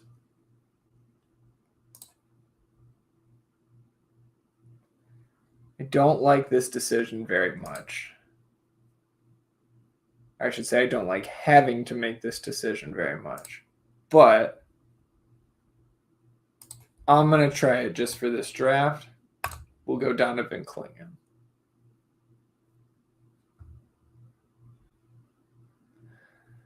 So UNC back on the clock. We're into the 14th round. So we added Reed Shepherd to the backcourt of Lillard, Maxey, Jamal Murray, Chris Paul. And now we're done with our bigs, Miles Turner, Jonas Valanciunas, and we've got both Portland centers. So we are at least covered for the tank later in the year. Again, this is definitely not my favorite roster I've drafted. I don't hate it. Dyson Daniels in the 150s. Yeah, as 152 to Big Kev. I mean, Taylor Hendricks 128 there to the 8 spot. Is that a Jazz fan? Right? Keontae George, Taylor Hendricks, Walker Kessler, Harrison Barnes. Separate comma Harrison Barnes, right? Took Harrison Barnes. Andrew Nemhard to the 7.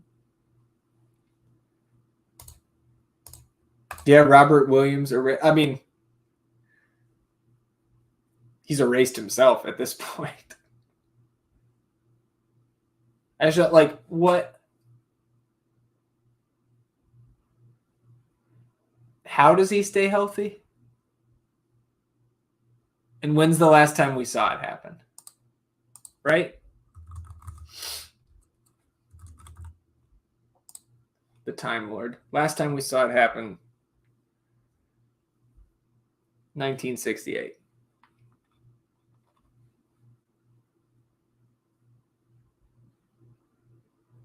Robert Williams has been in the league 6 years now. He's played 215 career games.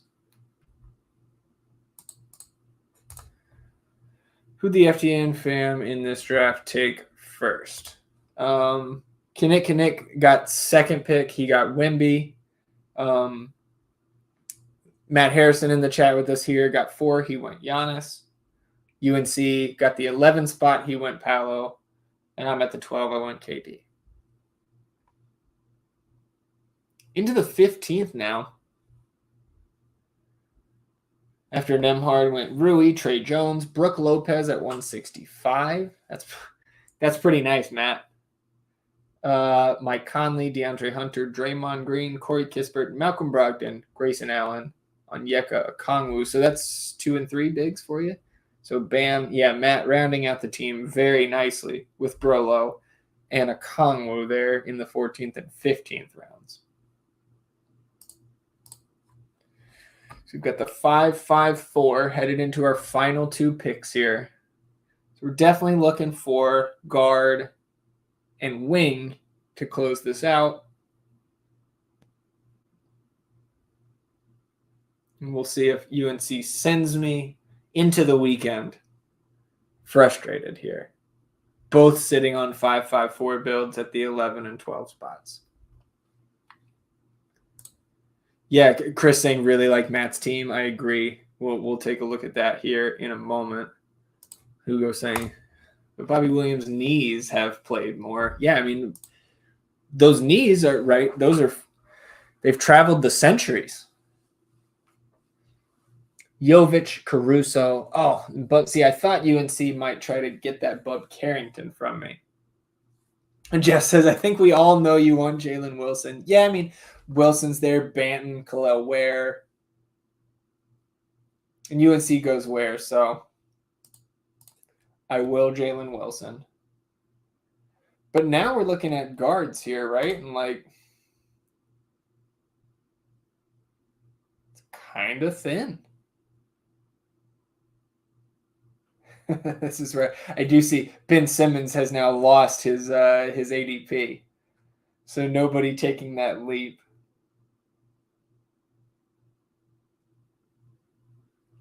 Might be a Strother here. Might be a Dinwiddie, right? If you get an injury to a Kyrie or a Luka. Also Isaiah Collier for the late season.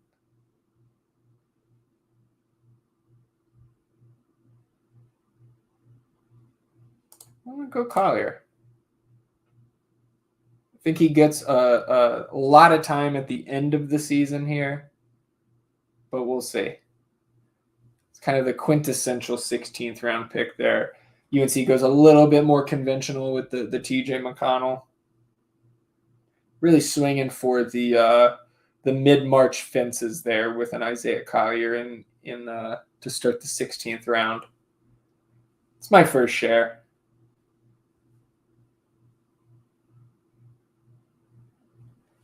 Would love to see Julian Strother beat out Christian Brown for that KCP spot, but no indications there yet. Gary Trent at 16-3, finishing it out here. Steelers officially list Russell Wilson questionable. Roman Wilson is out for those of you in the deepest of leagues. See, Onyeka lasting that late. Nice. Haven't done any best ball yet. So, yeah, Chris is, I think, he said over 110 drafts. I think Jeff, too. I'm like 20-something. Really got to start ramping it up here in September. Yeah, no, I mean, I think Ben Simmons, I think, is right there, too, right? In 16th round. If you can't get right, like I'd rather have a Bub Carrington. Dillingham is in the conversation there, too. I'm not super high on his prospects. Of actually contributing at the first team level next year. Brown, Dylan Brooks. Yeah, I mean, we're all behind UNC right now. I don't know if you can tell I got a new chair and like the lounge capabilities are just fantastic right here. There goes the Terrence Mann. We were talking about that earlier. Was that Mo that asked that? Matt picks him up in the 16th.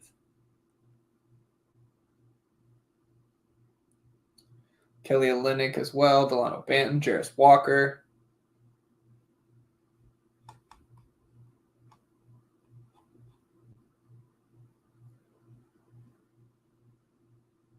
Andre Drummond at 16-10. That's pretty nice. Connect closing us out here. Vince Williams. And then Kelly 2-3 closing it out. Pull up the draft board. New refresh. Here we go. Got the board. Let's recap. So drafting out of the 12 here in the second draft, we've got guards, Damian Lillard, Tyrese Maxey, Jamal Murray, Chris Paul, Reed Shepherd, Isaiah Collier. Very, very happy, completely satisfied with my top three guard options there in Dame, Maxey, and Jamal Murray. Of course, I've talked at length about Chris Paul, being able to grab him at 132 here. Again, that's right around his ADP, I think, but I have him ranked about 15 spots higher. Reed Shepherd, Isaiah Collier, upside swings, end of the season, especially Collier. That was my first share of Isaiah. On the wing, you start Kevin Durant and Scotty Barnes like that a good bit. Trace Jackson Davis, Jeremy Sohan, Tari Eason, Jalen Wilson. Really relying on KD and Scotty Barnes there, at least one of those guys to stay healthy throughout the season. And then bigs, Miles Turner, DeAndre, and Jonas Valanciunas. Donovan Clingan. Had better for sure. I've had better, and you see UNC at the 11 spot. Wings, Paolo, Siakam, Jalen Johnson, Chris Middleton, Modest Buzelis, of course, and Khalil Ware. And then guards, James Harden, IQ, Fred VanVleet, D'Lo, Normie Powell, TJ McConnell. Bigs, Zubac, Pirtle, Nas, Bobby Portis. All four of those right in a row there. Matt was with us as well. Out of the 4 spot went Giannis and Jaylen Brown to start. Other wings, Brandon Miller, Jeremy Grant, Bilal Coulibaly, and Cam Whitmore. Matt's guards, Kyrie, Derek White, Zach LaVine, Tyler Hero, Jaden Ivey, Dante DiVincenzo, Terrence Mann in the 16th. Bigs, Bam Adebayo, Brooke Lopez, Onyeka Okongwu. Then Kinnick was at the 2. Wimby and Şengün. Did he go any other bigs? He did not. My man. I think I'm going to like this roster. Wings, Julius Randle, Brandon Ingram, Aaron Gordon, John Collins, Andrew Wiggins, Aaron Nesmith, DeAndre Hunter. Guards, Josh Giddey, Darius Garland, Anthony Simons, Russell Westbrook, Jordan Clarkson, Malcolm Brogdon, Vince Williams Jr. I like that team a lot better than the first draft there. Out of the 2 spot. See what else we got here. UNC. Love my bigs after waiting on them. I agree. I think I slightly prefer your team to mine here. They're drafted next to each other, UNC. Which I think through the first 5 rounds, I preferred mine. But then I think like me trying to fuck with you with the Miles Turner and the DeAndre Ayton, I think your team ended up a little bit stronger. Jeff says, John Wall hasn't, does he really? John Wall has an ADP? 186 point, like people are drafting this motherfucker. What? What in the world? Who else here, right? Pat Bev is in Israel. 184. John Wall. Victor Oladipo. We mentioned Mamu Kalashvili last draft. Terrence Davis. Wow. Interesting. Who said, did you update your office studio room or is it just date night after all this with the mood lighting? Looks good. No, I think just have the blue going on the shelves back there. And it's the afternoon. Usually you see me at night, right? With a DFS stream or a playback or something, Hugo. It's just the sun coming in. Those windows are facing southwest. Jeff says, UNC's wings are looking great, even with that eyesore Buzelis. I agree. Mark says, thanks for the stream. Always learn stuff as I prepare to draft. Cheers. Mark, appreciate you once again stopping by and tuning in. We're 40 seconds away from being a 3-hour stream here on a Friday. And Chris says, Jeff will be the first person that I notify when Modest Buzelis goes ham. And rightfully so. And I will already know, Chris, I will be thinking of you every time Modest Buzelis has a big game this season. Like, there's no question about that. So we'll go ahead. We'll shut it down here just past 4 p.m. Eastern here at FTN Fantasy. And right now, right, so we're shutting down this stream. But if you are still looking for some fantastic content, Mean Streets, right? Chris Meany, I believe, going live right now here on the FTN Fantasy YouTube channel with his favorite week 1 bets. So you can close out of this stream, head on over there, pop in, see what Meany's got going. I'm going to turn that on as well. Maybe head to the gym here, get some great Mean Streets content in, get a little sweat, then come back tonight. Getting ready, right? We've got a showdown tonight, so you've got the showdown content here at FTN Fantasy. If you haven't joined us yet, don't know what you're waiting for. Best ownership for DFS. We've got Advanced Stat Hub, right, with our own proprietary data in there.